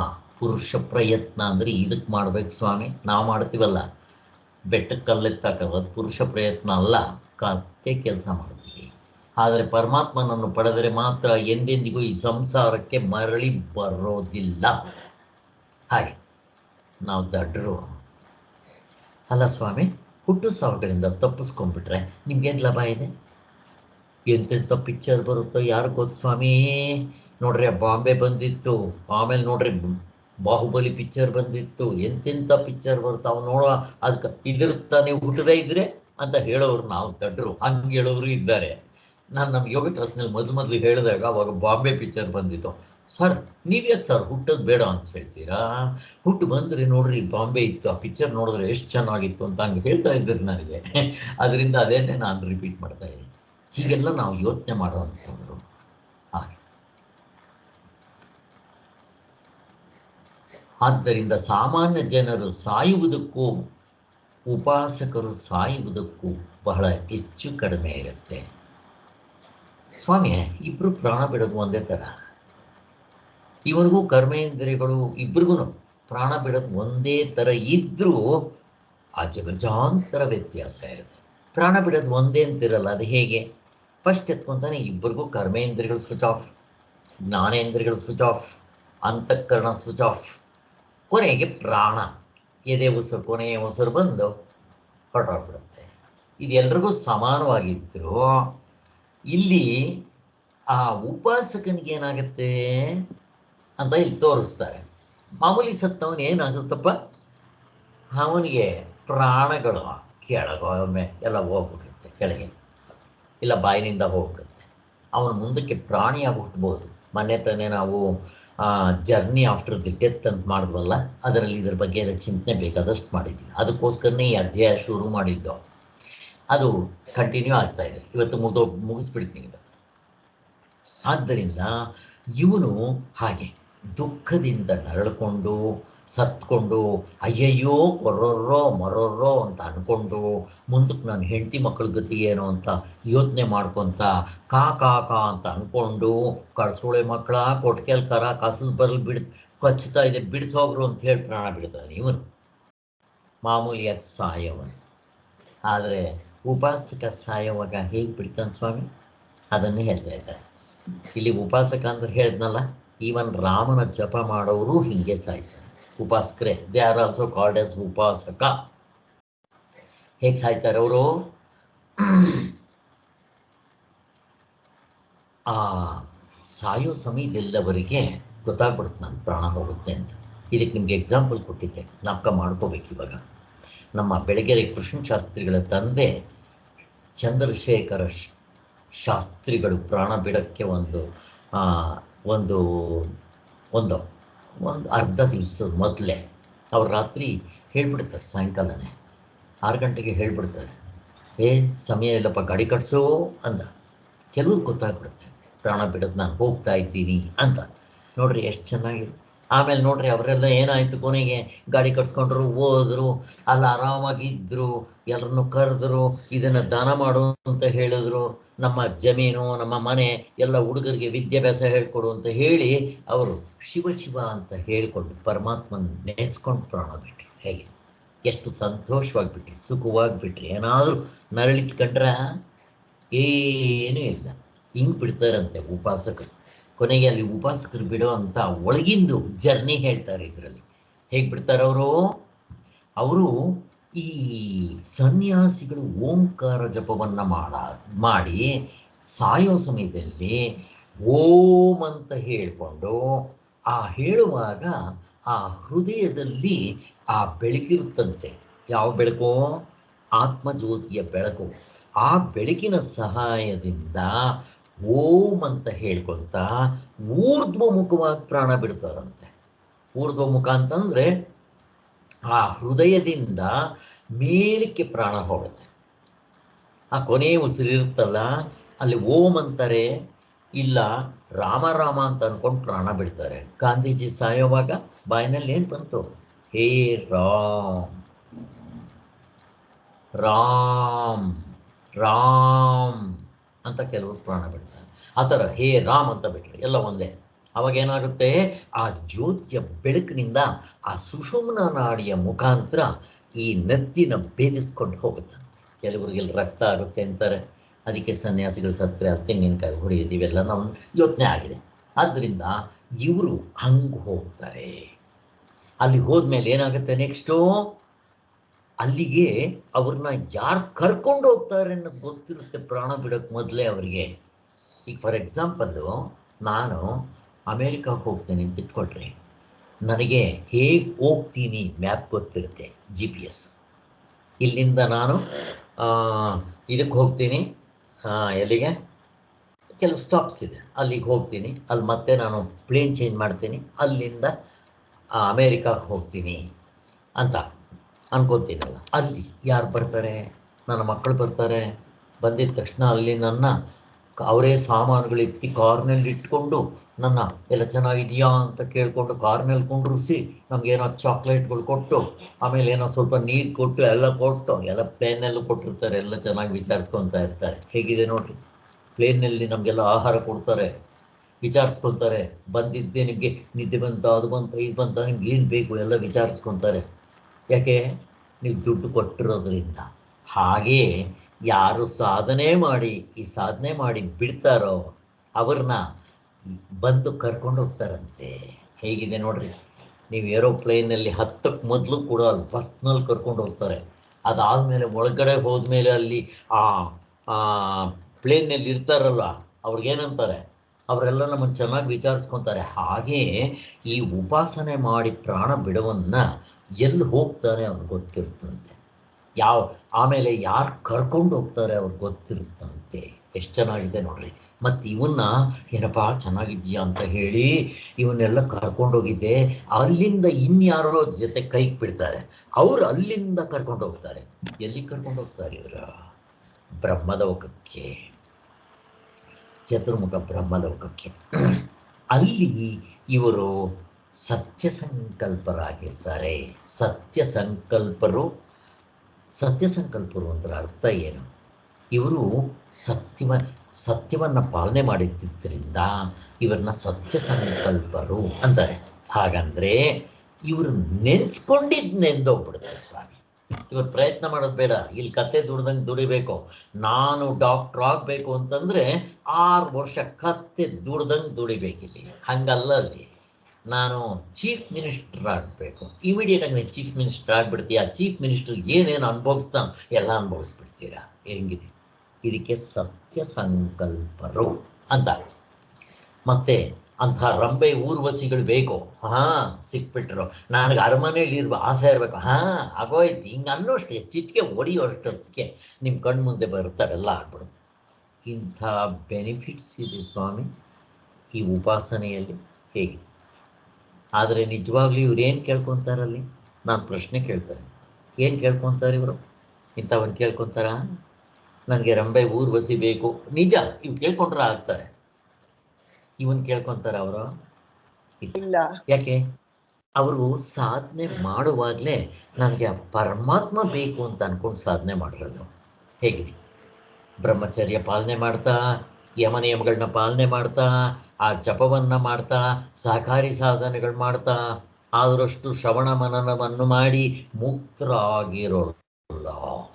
ಇನ್ನೂ ಈ ಶರೀರದಲ್ಲಿ ನಾನು ಅನ್ನೋದಿರುತ್ತೆ. ಇನ್ನು ಅಲ್ಲಿ ಹೋಗಿದ್ದೆ ನನಗೆ ರಂಬೆ ಊರ್ವಶಿ ಮೇರೆಗೆ ಬೇಕು ಅಂತ ಕೇಳ್ಕೊತಾರೇನೋ? ಕೇಳ್ಕೊಳ್ಳೋದು. ಮತ್ತು ಇವರು ಸತ್ಯ ಸಂಕಲ್ಪರು ಅಂತಾರೆ. ಹೌದು, ಸತ್ಯ ಸಂಕಲ್ಪ. ಅವ್ರು ಕೇಳ್ಕೊಂಡ್ರೆ ಸಿಗುತ್ತೆ. ಅದು ಇಲ್ಲಿದ್ದಾಗಲೇ ಕೇಳ್ಕೊಂಡ್ಲಿಲ್ಲ. ಅವು ನನಗೆ ದೇವರು ಬೇಕು ಅಂದಾಗ ಇವೆಲ್ಲ ಬಿಡಬೇಕು. ವೈರಾಗ್ಯ ಚಕ್ರವರ್ತಿಗಳಾಗಿರ್ತಾರೆ. ಒಂದು, ನಿಮಗೆ ಜ್ಞಾನ ಆಗಬೇಕು ಅಂದರೆ ವೈರಾಗ್ಯ ಚಕ್ರವರ್ತಿ ಆಗಿರಬೇಕು, ನಿತ್ಯ ವಸ್ತು ವಿವೇಕ ಆಗಿರಬೇಕು, ವೈರಾಗ್ಯ ಆಗಿರಬೇಕು, ಆಮೇಲೆ ಸಮಾಧಿ, ಈ ಷಡ್ ಸಂಪತ್ತಿಗಳು ಇರಬೇಕು. ಶ್ರವಣ ಮನನ ಕೂಡ ಎಷ್ಟಾದರೂ ಅಷ್ಟು ಕೇಳಿರ್ತಾರೆ, ಬಟ್ ತತ್ವದಲ್ಲಿ ನಿಂತಿರಲ್ಲ. ಅಷ್ಟೇ ವ್ಯತ್ಯಾಸ. ಇಲ್ಲಿ ಮುಕ್ತರಾಗ್ಬಿಟ್ರೆ ಅದು ತತ್ವದಲ್ಲಿ ಇಲ್ಲೇ ನಿಂತ್ಕೊಂಡ್ಬಿಡ್ತಾರೆ. ಆದ್ದರಿಂದ ಅವರು ಆಗದೆ ಇರೋದರಿಂದ ಅಲ್ಲಿ ಹೋಗ್ತಾರೆ. ಹೋದ್ಮೇಲೆ ಮತ್ತೆ ಅವ್ರು ಏನು ಕೇಳ್ಕೊತಾರೆ ಸ್ವಾಮಿ? ಸತ್ಯ ಸಂಕಲ್ಪರು ಮತ್ತೆ ಏನು ಕೇಳ್ಕೊತಾರೆ? ಅವರು ಸರ್ವೇ ಭವಂತು ಸುಖಿನಃ ಅಂತ ಕೇಳ್ಕೊತಾರೆ. ಎಲ್ಲರಿಗೂ ಒಳ್ಳೆಯದಾಗಲಿ. ಹೇಗಿದೆ ನೋಡ್ರಿ, ಇದು ಅವ್ರು ಕೇಳ್ಕೊಳ್ಳೋದಂತೆ. ಹಾಗೆ ನೋಡ್ರಿ ಎಷ್ಟು ಚೆನ್ನಾಗಿದೆ. ಅವ್ರನ್ನ ಕರ್ಕೊಂಡು ಹೋಗೋದು, ಮಾಡೋದು, ಅವ್ರನ್ನ ವಿಚಾರಿಸೋದು. ಯಾರು ವಿಚಾರಿಸೋದು? ಯಮಧರ್ಮರಾಜನೇ. ಇವರು ಫಸ್ಟ್ ಎತ್ಕೊತಾನೆ ಯಮಧರ್ಮರಾಜನ ಹತ್ರ ಹೋಗ್ತಾರೆ. ಯಮಧರ್ಮರಾಜನ ಹತ್ರ ಹೋದರೆ ಅವನಿಗೆ ಯಮಧರ್ಮರಾಜರು ಇವನಿಗೆ ಕಾಣಿಸ್ದಂಗೆ ಕಾಣಿಸೋಲ್ಲ. ಯಾರಿಗೆ? ಆ ಅಜಮಿಳನಿಗೆ ಕಾಣಿಸ್ತಾ ಇರಲ್ಲ ಯಮಧರ್ಮರಾಜ ಅಥವಾ ದೂತರು, ಹಂಗೆ ಕಾಣೋದಿಲ್ಲ. ಇವನಿಗೆ ಸಾಕ್ಷಾತ್ ವಿಷ್ಣು ದೂತರ ಥರ ಕಾಣ್ತಾರಂತೆ ಕರ್ಕೊಂಡು ಹೋಗೋರು ಕೂಡ. ಕೊನೆಗೆ ಆ ಯಮಧರ್ಮರಾಜ ಬಂದಿದ್ದೆ ಇವ್ರನ್ನ ಪ್ರೀತಿಯಿಂದ ಕರೆದು ತುಂಬ ಗೌರವದಿಂದ ಕರ್ಕೊಂಡು ಹೋಗ್ತಾರಂತೆ. ಚೀಫ್ ಮಿನಿಸ್ಟರ್ ಬಂದರೆ ಹೆಂಗೆ ಕರ್ಕೊಂಡು ಹೋಗ್ತಾರೆ ಹಂಗೆ ಕರ್ಕೊಂಡು ಹೋಗ್ತಾರಂತೆ. ಅಲ್ಲಿಂದ ಮತ್ತೆ ಅವರು ದೇವಲೋಕಕ್ಕೆ ಹೋಗ್ತಾರೆ. ಹಿಂಗೆಲ್ಲ ಇದೆ. ಎಲ್ರಿಗೂ ಯಮಧರ್ಮರಾಜನ ಲೋಕಕ್ಕೆ ಹೋಗ್ತಾರೆ. ಇವರಿಗೆ ಅದೇ ಯಮಧರ್ಮರಾಜ ಹೀಗೆ ಕಾಣ್ತಾನಂತೆ. ಯಾರಿಗೆ? ಉಪಾಸಕರಿಗೆ. ಇನ್ನು ಈ ಪಾಪ ಮಾಡಿದವರಿಗೆ ಅದೇ ಯಮಧರ್ಮರಾಜ ವಿಕಾರವಾಗಿ, ಕಪ್ಪಾಗಿ, ಈ ಥರ ಎಲ್ಲ ಕಾಣ್ತಾನಂತೆ. ಹೇಗಿದೆ ನೋಡ್ರಿ. ನಂಬ್ಕೋಬೇಕು. ಇವೆಲ್ಲ ನಂಬ್ಕೋಬೇಕಾ? ಇದಕ್ಕೇನಾದರೂ ಪ್ರೂಫ್ ಇದೆಯಾ? ಇದೆ. ಹೇಗೆ? ಆ ಭೀಷ್ಮ ಪಿತಾಮಹ ಧರ್ಮರಾಜನ್ನ ಮತ್ತೆ ದುರ್ಯೋಧನ ಕರೆದು ಪ್ರಪಂಚ ಪ್ರದಕ್ಷಿಣೆ ಹಾಕೊಂಡ್ಬಂದ್ರು ಅಂದ್ರ ಏನು ಮಾಡಿದ್ರು? ನೋಡ್ಕೊಂಡ್ಬಂದ್ರು. ಧರ್ಮರಾಯ ಏನು ಹೇಳ್ದ? ಎಲ್ಲಿ ನೋಡಿದ್ರು ಸುಖ, ಶಾಂತಿ, ನೆಮ್ಮದಿ, ತೃಪ್ತಿ, ಸಂತೋಷ, ನ್ಯಾಯ, ಧರ್ಮ, ನೀತಿ, ದೇವರು, ದಿಂಡ್ರು, ಭಯ, ಭಕ್ತಿ, ದೊಡ್ಡವರು, ಇದು ಹೇಳ್ದ. ಈಗ ಇವನೇನು ಹೇಳ್ದ? ದುರ್ಯೋಧನ ಸ್ವಾಮಿ ಎಲ್ಲಿ ನೋಡಿದ್ರು ಮೋಸ, ವಂಚನೆ, ಕಪಟ, ಸುಳ್ಳು, ಹಿಂಸೆ, ಕಳ್ತನ, ಕೋಲೆ, ದರೋಡೆ, ಇದೆ ಸ್ವಾಮಿ. ಒಂದೇ ಪ್ರಪಂಚ. ಅದ್ಯಾಕೆ ಸ್ವಾಮಿ ಹಿಂಗೆ ಕಾಣ್ತಾವ? ಅವನ ಮನಸ್ಸು ಹೆಂಗಿತ್ತು ಹಂಗೇ ಕಾಣ್ತು. ಹಾಗೆ ಸತ್ತಾಗ ಅದೇ ಯಮಧರ್ಮರಾಜ, ಅದೇ ಲೋಕ ಸಂತೋಷವಾಗಿ ಕಾಣುತ್ತಂಥವ್ರಿಗೆ. ಇವರೇನಾದರೂ ಅಕಸ್ಮಾತ್ ಅಲ್ಲಿಗೆ ಹೋಗ್ಬಿಟ್ರು,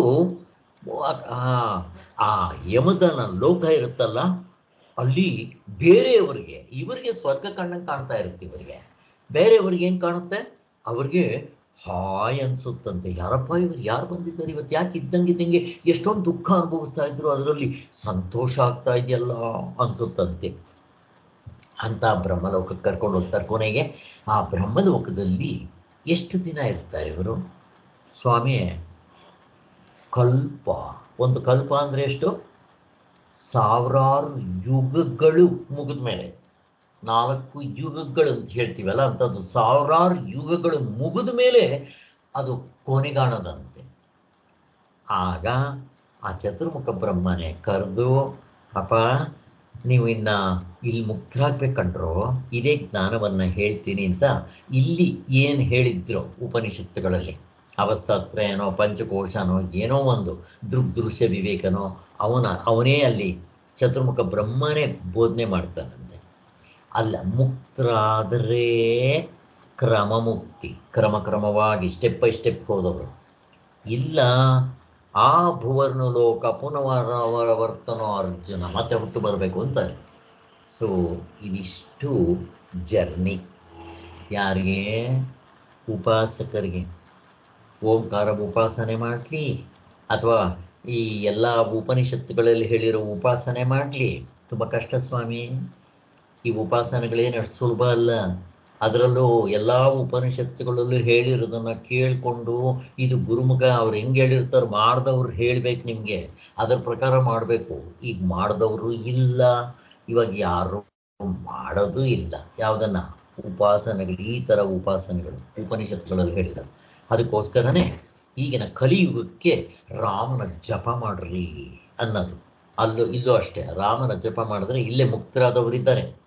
ಸಮರ್ಥ ರಾಮದಾಸರು, ಬ್ರಹ್ಮಚೈತನ್ಯರು, ಬ್ರಹ್ಮಾನಂದರು, ಆಮೇಲೆ ಯೋಗಿ ರಾಮ್ ಸುರತ್ ಕುಮಾರು, ಮತ್ತು ಕನಗಟ್ ರಾಮದಾಸರು, ಕೃಷ್ಣಬಾಯಿ, ನಮ್ಮ ಶ್ರೀಧರ ಸ್ವಾಮಿಗಳು ಈಗಿನವರು, ಅವರು ಇವರೆಲ್ಲ ಇಲ್ಲೇ ಮುಕ್ತರಾದವರು.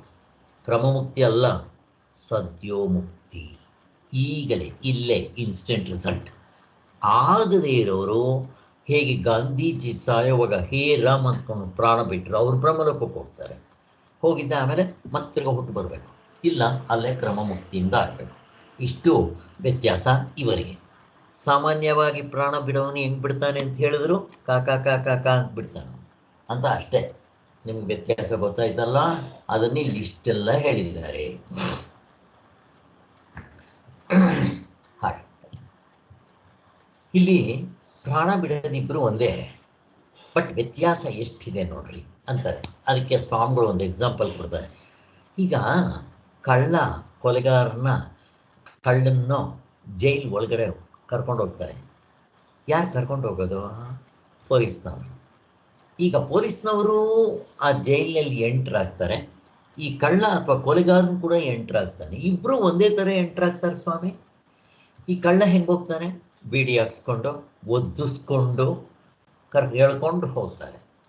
ಪಾಪ ಮಾಡಿದವರಿಗೆ ಯಮಧರ್ಮರಾಜನ ದೂತರು ಕತ್ತಿಗೆ ಒಂದು ಕಬ್ಬಿಣದ್ದು ಇದಾಗ್ತಾರಂತೆ, ಕೈ ಕಾಲಿಗೆಲ್ಲ ಸರಪಣಿಗಳು ಹಾಕ್ಕೊಂಡು ಹೊಡ್ಕೊಂಡು ಕರ್ಕೊಂಡು ಹೋಗ್ತಾರಂತೆ ಸ್ವಾಮಿ. ನೀರು ಕೆಡಿದ್ರು ಕೊಡೋಲ್ವಂತೆ, ಬಾಯಾರಿಕೆ ಆಗುತ್ತಂತಲ್ಲಿ, ಏನು ಕೊಡೋಲ್ವಂತೆ, ಹೊಡ್ಕೊಂಡು ಹೇಳ್ಕೊಂಡು ಹೋಗ್ತಾರಂತೆ. ಹಾಗೆ ಅದೇ ಇವನಿಗೆ ಉಪಾಸಕನಿಗೆ ಹೆಂಗೆ ಹೇಳ್ಕೊಂಡು ಹೋಗ್ತಾರೆ? ಹೇಳ್ಕೊಂಡು ಹೋದ್ರೆ ಅವನು ವಿಚಾರಿಸ್ಕೊಂಡು ಒಳ್ಳೆ ಏರೋಪ್ಲೇನಲ್ಲಿ ನಾವು ದುಡ್ಡು ಕೊಟ್ಟು ಹೋದರೆ ಸ್ಪೆಷಲ್ ಸೀಟ್ ಕೊಟ್ಟು ಹೆಂಗೆ ಕರ್ಕೊಂಡು ಹೋಗ್ತಾರೋ ಹಂಗೆ ಕರ್ಕೊಂಡು ಹೋಗ್ತಾರೆ. ನೋಡ್ರಿ ಹೆಂಗಿದೆ. ಯಾವತ್ತಾದರೂ ಯೋಚನೆ ಮಾಡಿರ್ತೀವ ನಾವು? ದಡ್ರು. ಒಂದು ಅಮೇರಿಕಾಗೆ ಹೋಗ್ಬೇಕಾದ್ರೆ ಬರೀ ಆಫ್ಟರ್ ಆಲ್ ಒಂದು 6 ತಿಂಗಳು, 1 ತಿಂಗಳು ಪ್ರಿಪ್ರೇಷನ್ ಮಾಡ್ಕೊತೀವಿ. ಅದಕ್ಕೆ ಟಿಕೆಟ್ ಬುಕ್ ಮಾಡಿರ್ತಾರೆ, ಎಲ್ಲನೂ ಎಲ್ಲಿ ಹೋಗ್ಬೇಕು, ಹೆಂಗೆ ಹೋಗ್ಬೇಕು, ಏನು ಕತೆ, ಯಾವ ಬಟ್ಟೆ ಹಾಕ್ಕೋಬೇಕು ಎಲ್ಲನೂ. ಅದೇ ನಾವು ಸತ್ತರೆ ಯಾರಾದರೂ ಯೋಚನೆ ಮಾಡ್ತಾರೆ ಸ್ವಾಮಿ ಎಲ್ಲಿಗೆ ಹೋಗ್ತೀನಿ? GPS ಗೊತ್ತಾ? ಯಾರು ಕರ್ಕೊಂಡು ಹೋಗ್ತಾರೆ ಗೊತ್ತಾ? ಎಲ್ಲಿಗೆ ಹೋಗ್ತೀನೋ ಗೊತ್ತಾ? ಯಾವಾಗ ಏನು ಆಹಾರ ಕೊಡ್ತಾರೋ ಗೊತ್ತಾ? ಗೊತ್ತಿಲ್ಲ. ಹೇಗೆ ಒಬ್ಬ ಸಾಯ್ತಾ ಇದ್ದರೆ ಸುತ್ತಲೂ ಇರೋರು ಅಯ್ಯೋ ಅಂತ ಗೊಳೋ ಅಂತ ಆಳ್ತಾ ಇದ್ರಂತೆ, ನಮ್ಮ ಗತಿ ಏನೋ ಅಂತ ಆಳ್ತಾ ಇದ್ರಂತೆ. ಆ ಸಾಯವನು ಹೇಳಿದ್ನಂತೆ, ದಡ್ ಮುಂಡೆ ಮಕ್ಕಳ, ನೀವ್ಯಾಕರು ಅಳ್ತೀರ? ಅಯ್ಯೋ ನೀನು ಹೋದ್ಮೇಲೆ ನನ್ನ ಗತಿ ಏನು? ಥೂ ದಡ್ ಮಕ್ಕಳ, ಇಷ್ಟೆಲ್ಲ ಮಾಡಿಟ್ಟಿದ್ದೀನಿ, ಇನ್ನೂ ನಮ್ಗೇನು ಗತಿ ಅಂತ ಆಳ್ತಾ ಇದ್ರು. ನಾನು ಎಲ್ಲಿ ಹೋಗ್ತೀನೋ ಗೊತ್ತಿಲ್ಲ, ಯಾರು ಕರ್ಕೊಂಡು ಹೋಗ್ತಾರೋ ಗೊತ್ತಿಲ್ಲ, ಎಲ್ಲಿ ಉಳ್ಕೋಬೇಕೋ ಗೊತ್ತಿಲ್ಲ, ಲಾಡ್ಜಿಂಗ್ ಗೊತ್ತಿಲ್ಲ, ಬೋರ್ಡಿಂಗ್ ಗೊತ್ತಿಲ್ಲ, ಎಲ್ಲಿಗೂ ಹೋಗ್ಬೇಕೋ ಗೊತ್ತಿಲ್ಲ, ಅಡ್ರೆಸ್ ಗೊತ್ತಿಲ್ಲ, GPS ಗೊತ್ತಿಲ್ಲ. ನನ್ನ ಕತೆ ನಾನು ಅಳ್ಬೇಕಾಗಿರೋದು. ದೊಡ್ಡ ಮುಂಡೆ ಮಕ್ಕಳು ಅಂತ ಒಂದು ಬೈತಾನಂತೆ. ಎಷ್ಟು ಚೆನ್ನಾಗಿದೆ ನೋಡಿ. ಇದು ನಾವು ಅರ್ಥ ಮಾಡ್ಕೋಬೇಕು. ಯಾವತ್ತಾದ್ರು ಯೋಚನೆ ಮಾಡಿದ್ದೀವೋ ಹಿಂಗೆ? ಮಾಡಿಲ್ಲ. ಮಾಡಬೇಕು. ಅಟ್ಲೀಸ್ಟ್ ಇದನ್ನು ಓದಾದ್ಮೇಲಾದರೂ ಮಾಡ್ಕೋಬೇಕು. ಆದ್ದರಿಂದ ಹೀಗೆ ಇಬ್ಬರು ಒಂದೇ ಸಾರಿ ಹೋದರು. ಆ ಪೊಲೀಸ್ನವನು ಎಂಟ್ರಾಗೋದಕ್ಕೂ ಇವನು ಕಳ್ಳ ಎಂಟ್ರಾಗೋದಕ್ಕೂ ವ್ಯತ್ಯಾಸ ಇಲ್ವಾ? ಇಷ್ಟು ವ್ಯತ್ಯಾಸವನ್ನು ಹೇಳ್ತಾರೆ. ಅದಕ್ಕಿಂತ ಹೆಚ್ಚಾಗಿ ಹಿಂದೆ ಆ ಸಹಗಮನದ ಪದ್ಧತಿ ಇತ್ತಲ್ಲ, ಆಗ ಗಂಡ ಸತ್ತೋಗ್ಬಿಟ್ರೆ ಹಿಂದೆ ಆ ಕೆಲವರು ಆ ಗಂಡನೇ ದೇವರು ಅಂತ ಪೂಜೆ ಮಾಡಿ ಅವ್ರ ಜೊತೆನೆಲ್ಲ ಅವರು ಹೋಗಿದ್ದೆ ಆ ಚಿತೆಯ ಮೇಲೆ ಕೂತ್ಕೊಂಡು ಸುಡಿಸ್ಕೊಂಡ್ಬಿಡ್ತಾ ಇದ್ರಂತೆ. ಬದುಕಿರೋಂಗೆ ಸುಡಿಸ್ಕೊಡ್ದವ, ಅದನ್ನು ನೆನೆಸ್ಕೊಂಡ್ರೆ ಮೈ ಜುಮ್ ಅನ್ನತ್ತೆ. ಈಗಲೂ ಅಲ್ಲಲ್ಲಿ ಇದ್ದಾರೆ ಅಂತ ಸ್ವಾಮಿಗಳು ಹೇಳ್ತಾರೆ. ಇವತ್ತು ಪುಸ್ತಕ ಬರೆದಾಗ 46ನೇ ಇಸ್ವಿ, ಅವಾಗ ಬಿಟ್ಬಿಡ್ರಿ, 44 ಸಾರಿ 46 47 ಬರೆದಿದ್ದಾರೆ. ಇರಲಿ, ಏನಾದರೂ ಇಟ್ಕೊಳ್ಳಿ. ಆವಾಗಲೂ ಕೂಡ ಇವು ನಡೆದಿತ್ತು ಅಂತ. ನಮಗೆ ಸ್ವತಂತ್ರ ಬರೋಕ್ಕೆ ಮೊದಲು ಈ ಸಹಗಮನ ಪದ್ಧತಿ ಇತ್ತು ಅಂತ ಹೇಳಿ ನಮಗೆಲ್ಲ ಗೊತ್ತಿದೆ. ಇದೆಲ್ಲ ಈ ವಿಚಾರ ಇನ್ನೇನು ಬೇಡ, ಎಷ್ಟು ಬೇಕಾದಷ್ಟು ಸಲ ಹೇಳಿದ್ದೀನಿ ನಾನು. ಹಾಗೆ ಮರಣಕಾಲದಲ್ಲಿ ಸಂತೋಷದಿಂದ ಕೂಡಿರುವುದು ಮಹಾಯೋಗಿಗಳ ಸುಕೃತ. ಅದು ಸಾಧಾರಣವಾಗಿ ಎಲ್ರಿಗೂ ತಕ್ಕೋದಿಲ್ಲಪ್ಪ. ಉಪಾಸನೆ ಮಾಡೋರಿಗೆ, ಜಪ ಮಾಡೋರಿಗೆ ಸಿಗೋದು, ಅವ್ರಿಗೆ ಮಾತ್ರ ಸಿಗೋದು. ಹಾಗೆ ಯಾವ ಪರಮಪುರುಷನನ್ನು ಪಡೆಯುವುದಕ್ಕೆ ಹೊರಟಿರುವ ಉಪಾಸಕರು ಸಾವಿನ ಕಾಲದಲ್ಲಿಯೋ ಆನಂದದಿಂದ, ಎಷ್ಟು ಆನಂದದಿಂದ ಬಿಡ್ತಾರೆ ಗೊತ್ತಾ. ಎಲ್ಲೋ ಪಕ್ಕದ ಊರಿಗೆ ಹೋಗ್ತಾ ಇದ್ದಂಗೆ ಎಲ್ಲರೂ ನೀವೆಲ್ಲ ದೇವ್ರು ನೆನೆಸ್ಕೊಳ್ರಪ್ಪ, ಚೆನ್ನಾಗಿ ಧರ್ಮದಿಂದ ಬಾಡ್ರಪ್ಪ ಅಂತ ಹೇಳ್ಕೊಂಡು ಶಿವ ಶಿವ ಅಂತ ಅಂದ್ಕೊಂಡು ಕಣ್ಣು ಮುಚ್ಕೊಳ್ತಾರಂತೆ. ಎಷ್ಟು ಆನಂದದಿಂದ ಹೋಗ್ತಾರೆ. ಇವನು ಕತೆ ಹೇಳಿದ್ನಲ್ಲ ನಿಮಗೆ, ಯಾರೋ ಇವನು ಇಚ್ಛಾಮರಣಿ ಗುಂಜಪ್ಪ ಅವನ ಕತೆ ಹೇಳಿದ್ದೆ, ನೆನೆಸ್ಕೊಳ್ರೆ ಹೇಗಿದೆ ಅವನು. ಎಲ್ಲರೂ ಒಂದಿನ ಕರೆದ್ಬಿಡ್ತಾನೆ, ನಾನು ಹೋಗ್ತೀನಿ ಬನ್ರೋ ಅಂತ. ಎಲ್ಲರೂ ಬಂದಿರ್ತಾರಂತೆ. ಇನ್ನು ಯಾರೋ ತುಂಬ ಜನ ಊರಿಂದ ಬರಬೇಕಾಗಿತ್ತು, ಇವತ್ತು ಸಾಯಿಲ್ಲ, ನಾನು ಇನ್ನು 2-3 ದಿವಸ ಬಿಟ್ಕೊಂಡು ಸಾಯ್ತೀನಿ ಅಂತ ಯಾವುದೋ ಒಂದು ಡೇಟ್ ಫಿಕ್ಸ್ ಮಾಡಿ ಆವಾಗ ಸತ್ತಂತೆ. ಬೆಳಗೆರೆ ಕೃಷ್ಣ ಶಾಸ್ತ್ರಿಗಳಿಗೆ ಆಶ್ಚರ್ಯ, ಈ ಇಚ್ಛಾಮರಣಿ ಗುಂಜಪ್ಪ ಅಂತ ಬರೆದಿದ್ದಾರೆ ಅವನ ಜೀವನ ಚರಿತ್ರೆ. ನೋಡ್ರಿ ಎಂತೆಂಥವ್ರು ಇರ್ತಾರೆ. ಆದ್ದರಿಂದ ಮುಂದಕ್ಕೆ ಹೋಗೋಣ. ಇವಾಗ 22ನೇ ಮಂತ್ರದಲ್ಲಿ 8ನೇ ಅಧ್ಯಾಯದಲ್ಲಿ ಪುರುಷ ಸಹ ಪರ ಪಾರ್ಥ ಭಕ್ತಾಲಭ್ಯಸ್ವನನ್ಯಯ ಯಸ್ಯಾಂತಸ್ಥಾನಿ ಭೂತಾನಿ ಯೇನ ಸರ್ವಮಿದಂ ತತಂ. ಈ ಶ್ಲೋಕದ ಅರ್ಥ ಏನಪ್ಪ ಅಂತಂದರೆ, ಆ ಪರಮನಾದ ಪುರುಷನನ್ನು ಯಾರು ಅನನ್ಯ ಭಕ್ತಿಯಿಂದ ಮಾತ್ರವೇ ಪಡೆದುಕೊಳ್ಳಬಹುದು ಅಂತ. ಅನನ್ಯ ಭಕ್ತಿ, ಅನನ್ಯ ಅಂದ್ರೇನು? ಕಡು ಒಡೆಯದ. ನಾವು ಆ ಜಪ ಸತತವಾಗಿ ಮಾಡ್ತಾ ಇರ್ಬೇಕು. ಎಷ್ಟೋ ವರ್ಷಗಳು ಮಾಡ್ಬೇಕು ಸ್ವಾಮಿ, ಸಾಯೋವರೆಗೂ ಮಾಡ್ತಾ ಇರ್ಬೇಕು, ಕೊನೆ ಉಸಿರು ಹೋಗೋವರೆಗೂ ಮಾಡ್ತಾ ಇರ್ಬೇಕು. ಇದು ಅನನ್ಯ ಭಕ್ತಿ, ತೈಲಧಾರೆಯ ಭಕ್ತಿ, ಕಡು ಒಡೆಯದ ಭಕ್ತಿ, ಹಿಂಗೆಲ್ಲ ಹೇಳ್ತಾರೆ. ಆದ್ದರಿಂದ ಆತನೊಳಗೆ ಎಲ್ಲ ಭೂತಗಳು ಅಡಕವಾಗಿರುತ್ತೆ. ಆತನು ಈ ಪ್ರಪಂಚವನ್ನೆಲ್ಲ ವ್ಯಾಪಿಸಿಕೊಂಡಿರ್ತಾನೆ. ಯಾರು? ನಮ್ಮ ಹಿಂತಡಿಕೆ ಇರೋ ಆ ಅವ್ಯಕ್ತಕ್ಕಂತೂ ಅವ್ಯಕ್ತವಾಗಿರೋ ಪರಮಾತ್ಮನು ಎಲ್ಲವನ್ನೂ ವ್ಯಾಪಿಸ್ಕೊಂಡಿರ್ತಾನೆ. ಯಾರು ಆತನೇ ತಮಗೆ ಬೇಕೆಂದು ಬದುಕಿರುವಾಗಲೇ ಎಡಬಿಡದೆ ಭಜಿಸ್ತಾ ಇರ್ತಾರೋ ಅವ್ರಿಗೆ ಮಾತ್ರ ಅವನ ಪ್ರಾಪ್ತಿ ಆಗೋದು. ಇಲ್ಲಿ ಭಕ್ತಿ, ಅನನ್ಯ ಭಕ್ತಿ ಅಂತ ಕರೀತಾರೆ. ಹಿಂದೆ 7ನೇ ಅಧ್ಯಾಯದಲ್ಲೇ ಭಕ್ತಿ ಅಂತ ಬಂದಿತ್ತು, ಅಲ್ಲಿ ಬರೀ ಭಕ್ತಿ. ಇಲ್ಲಿ 8ನೇ ಅಧ್ಯಾಯದಲ್ಲಿ ಅನನ್ಯ ಭಕ್ತಿ ಅಂತಾರೆ. ಅನನ್ಯ ಅಂತಂದರೆ ಈ ಭಕ್ತಿ ಅಂದರೆ ಏನು? ಫಸ್ಟ್ ಆಫ್ ಆಲ್ ಅಂತಂದರೆ ತುಂಬ ಸಿಂಪಲ್ ಸ್ವಾಮಿ, ಯಾರು ಗೊತ್ತಿಲ್ಲ ಭಕ್ತಿ? ಪ್ರತಿಯೊಬ್ಬರಿಗೂ ಗೊತ್ತು.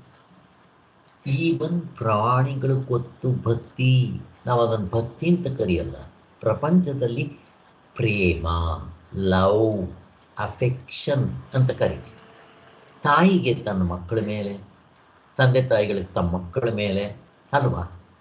ಹಾಗೆ ಈಗ ಮಕ್ಕಳಿಗೆ ವಸ್ತುಗಳ ಮೇಲೆ, ಮಕ್ಕಳಿಗೆ ಬೊಂಬೆಗಳ ಮೇಲೆ, ದೊಡ್ಡವರಾದ ಮೇಲೆ ಹೆಂಡತಿ, ಮಕ್ಕಳು, ಮನೆ, ಮಠ, ಆಸ್ತಿ ಪಾಸ್ತಿ ಇವುಗಳ ಮೇಲೆ ಮೋಹ.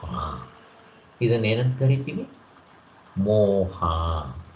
ಇದನ್ನೇನಂತ ಕರಿತೀವಿ ನಾವು? ಅದರ ಮೇಲೆ ಪ್ರೀತಿ, ಒಲವು, ಪ್ರೇಮ, ಲವ್ ಅಂತ ಹಿಂಗೆಲ್ಲ ಕರಿತೀವಿ. ಇದನ್ನೇ ಪ್ರಪಂಚದ ಕಡೆ ಹೋಗ್ತಾ ಇದೆ. ಈಗ ಅದನ್ನು ಸ್ವಲ್ಪ ತಿರುಗಿಸಿ ಸ್ವಾಮಿ, ರಿವರ್ಸ್ ಮಾಡ್ರಿ, ದೇವರ ಕಡೆ ತಿರುಗಿಸ್ರಿ. ಸೇಮ್ ಅದನ್ನೇ, ಇನ್ನೇನು ನೀವೇನು ಹೊಸ ಎಕ್ಸ್ಟ್ರಾ ಏನು ಮಾಡೋದು ಬೇಡ. ತಿರುಗಿಸಿದ ತಕ್ಷಣ ಅದೇನಾಗುತ್ತೆ? ಭಕ್ತಿ ಆಗುತ್ತೆ. ಇಷ್ಟೇ ಸ್ವಾಮಿ. ಯಾರು ಗೊತ್ತಿಲ್ಲ ಭಕ್ತಿ? ಇಷ್ಟು ಭಕ್ತಿ ಅಂತಾರೆ. ಸೊ ನಾವು ಪ್ರಪಂಚದಲ್ಲಿ ಪ್ರತಿಯೊಂದನ್ನು ನಮಗೆ ಬೇಕಾಗಿರೋರನ್ನ ನನ್ನದರ ಮೇಲೆ ನನಗೆ ಮೋಹ, ತಾಧ್ಯಾತ್ಮ, ಅಟ್ಯಾಚ್ಮೆಂಟ್ ಇವೆಲ್ಲ ಇರುತ್ತೆ. ಇದನ್ನು ಪ್ರೇಮ, ಲವ್, ಅಫೆಕ್ಷನ್ ಅಂತೀನಿ. ಸ್ವಲ್ಪ ಡೈರೆಕ್ಷನ್ ತಿರ್ಗಿಸಿ ದೇವರ ಕಡೆ ತಿರುಗಿಸ್ರಿ, ಅದನ್ನೇ ಭಕ್ತಿ ಅಂತ ಕರೀತಾರೆ. ಈಗ ಭಕ್ತಿನಲ್ಲಿ ಅನನ್ಯ ಭಕ್ತಿ ಅಂದರೆ ಏನು ಹೇಳಿದ್ನಲ್ಲ, ಆ ತೈಲಧಾರೆ ಅಂತ ಶಿವನ ಮೇಲೆ ನೀರಿಂದು ಸತತವಾಗಿ ಬೀಳ್ತಾ ಇರುತ್ತಲ್ಲ, ಆ ಥರ ಮಾಡಿದ್ರೆ ಇದು ಅನನ್ಯ ಭಕ್ತಿ, ಕಡು ಒಡೆಯದ ಭಕ್ತಿ. ಅಂದರೆ ಕಟ್ಟಾಗಬಾರ್ದು, ಒಂದೇ ಥರ ತೈಲಧಾರೆ. ಎಣ್ಣೆ ಒಂದು ಮೇಲ್ಗಡೆ ಗ್ಲಾಸಿಂದ ಕೆಳಗಡೆ ಗ್ಲಾಸ್ಗೆ ಉಯ್ದರೆ ಎಲ್ಲೂ ಕಟ್ಟಾಗೋದಿಲ್ಲ. ನೀರು ಬೇಕಾದರೆ ಬಗ್ಗಿಸ್ತಾ ಇದ್ದರೆ ಬಿಡೋದು ಹೋಗೋದು ಎಲ್ಲ ಕಂಟಿನ್ಯೂಷನ್ ಇರಲ್ಲ. ಇದನ್ನು ಅನನ್ಯ ಭಕ್ತಿ ಹಿಂಗೆಲ್ಲ ಹೇಳ್ತಾರೆ. ನಮಗೆ ಭಕ್ತಿ ಗೊತ್ತಾಯಿತು, ಅನನ್ಯ ಭಕ್ತಿ ಗೊತ್ತಾಯಿತು.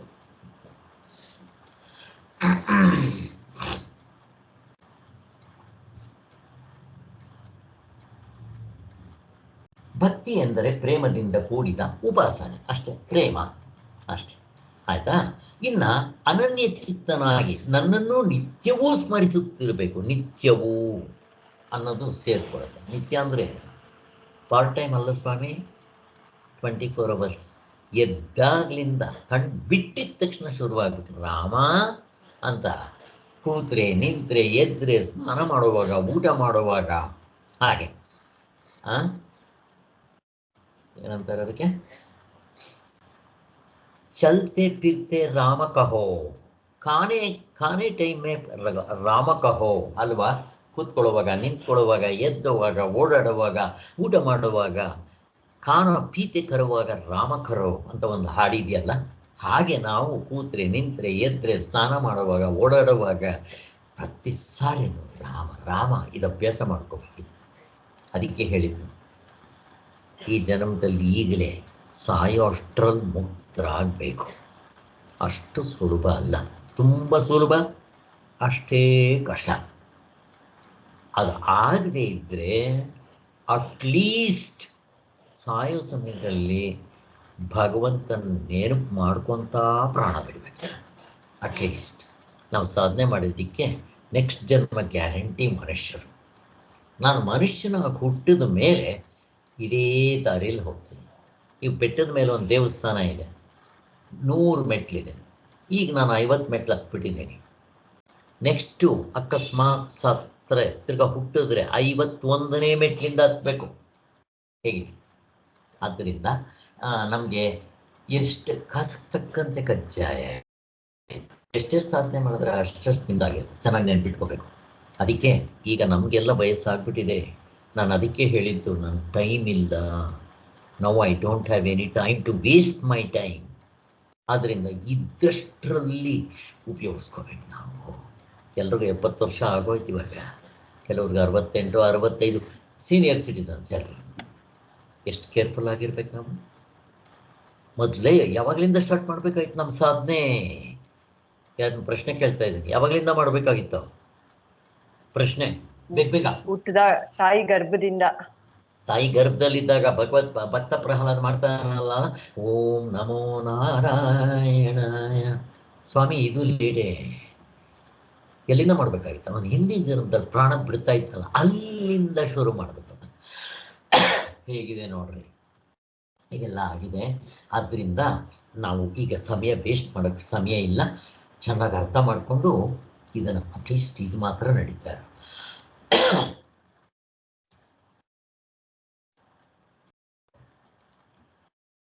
ಆದ್ದರಿಂದ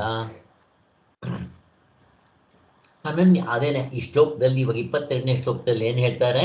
ಅನನ್ಯ ಚಿತ್ತನಾಗಿ ನನ್ನನ್ನು ನಿತ್ಯವೂ. ಭಗವದ್ಗೀತೆ 6ನೇ ಅಧ್ಯಾಯದಲ್ಲಿ ಕೂಡ ಹೇಳುವಾಗ ಧ್ಯಾನ ಯಾವಾಗ ಮಾಡಬೇಕು ಸ್ವಾಮಿ? ದಿನಕ್ಕೊಂದು ಅರ್ಧ ಗಂಟೆ ಮಾಡಿದ್ರೆ ಸ್ವಾಮಿ. ವಸ್ತುತಂತ್ರ ಸಾಧನೆ ಆಗಲಿ, ಕರ್ತೃತಂತ್ರ ಸಾಧನೆ ಆಗಲಿ, ಅದನ್ನು ನಿತ್ಯ ಅಂತ ಕರೀತಾರೆ. ಅಲ್ಲೂ ಇದೇ ವರ್ಡೇ ಉಪಯೋಗಿಸ್ತಾರೆ. ಅಲ್ಲಿ ನಿತ್ಯ ಏನಂತಾರೆ? ಶ್ಲೋಕ ಯಾರ್ಯಾದ್ರು ಜ್ಞಾಪಕ ಇದೆಯಾ? ಧ್ಯಾನ ನಿತ್ಯ ಪರೋ ನಿತ್ಯಂ ಏನೋ ಒಂದು ಥರನೇ ಬರುತ್ತೆ. ನಿತ್ಯಂ ಅಂತಲೇ ಬರುತ್ತೆ. ಇರಲಿ. ಆದ್ದರಿಂದ ನನ್ನನ್ನು ನಿತ್ಯವೂ ಸ್ಮರಿಸುವವನಿಗೆ ನಾನು ಸುಲಭವಾಗಿ ದೊರಕ್ತೀನಿ ಅಂತ ಆ ಭಗವಂತ ಹೇಳಿರೋದು.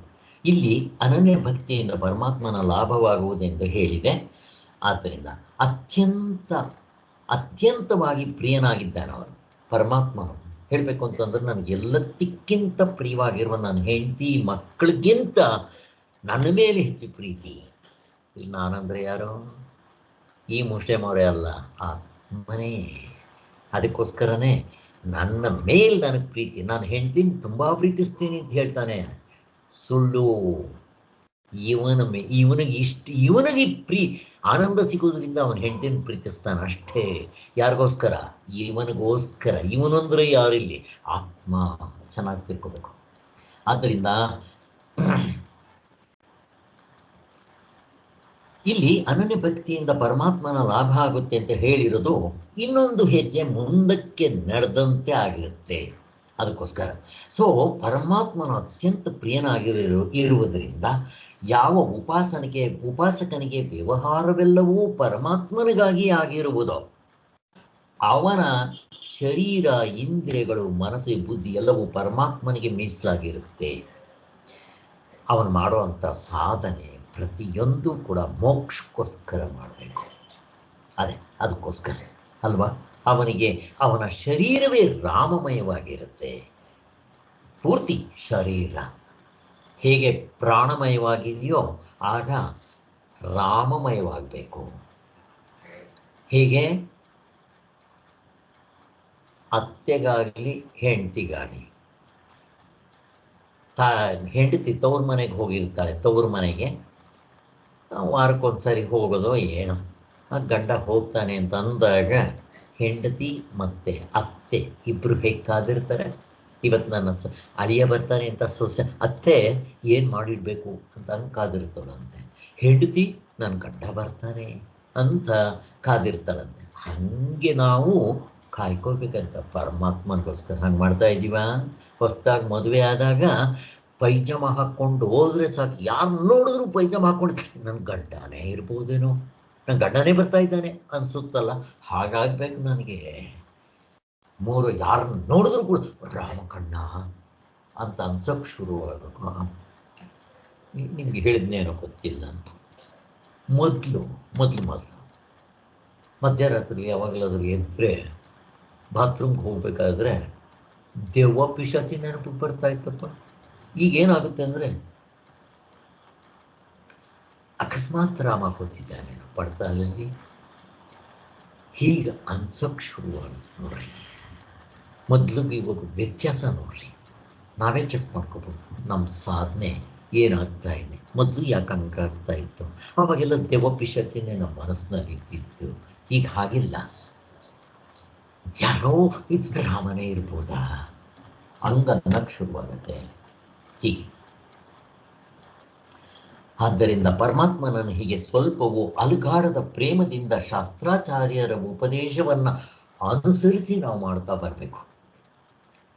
ಇದು ಉಪಾಸನೆ ಮಾಡ್ತಾ ಇರೋ ಯೋಗಿಯ ಲಕ್ಷಣ. ಆತನ ಸ್ವರೂಪವೇ ತಾನೆಂದು ತಿಳ್ಕೋಬೇಕು. ನಾನೇ ಪರಮಾತ್ಮನು. ಏಕ ಭಕ್ತಿಯಿಂದ ಇರಬೇಕು. ಒಂದೇ ಭಕ್ತಿ, ಕಡು ಒಡೆಯನ ತೈಲ ಧಾರೆಯಾಗಿ ಏಕಭಕ್ತಿ ಅಂತಾರೆ. ಅವನು ನಾನೇ ಒಬ್ಬನೇ.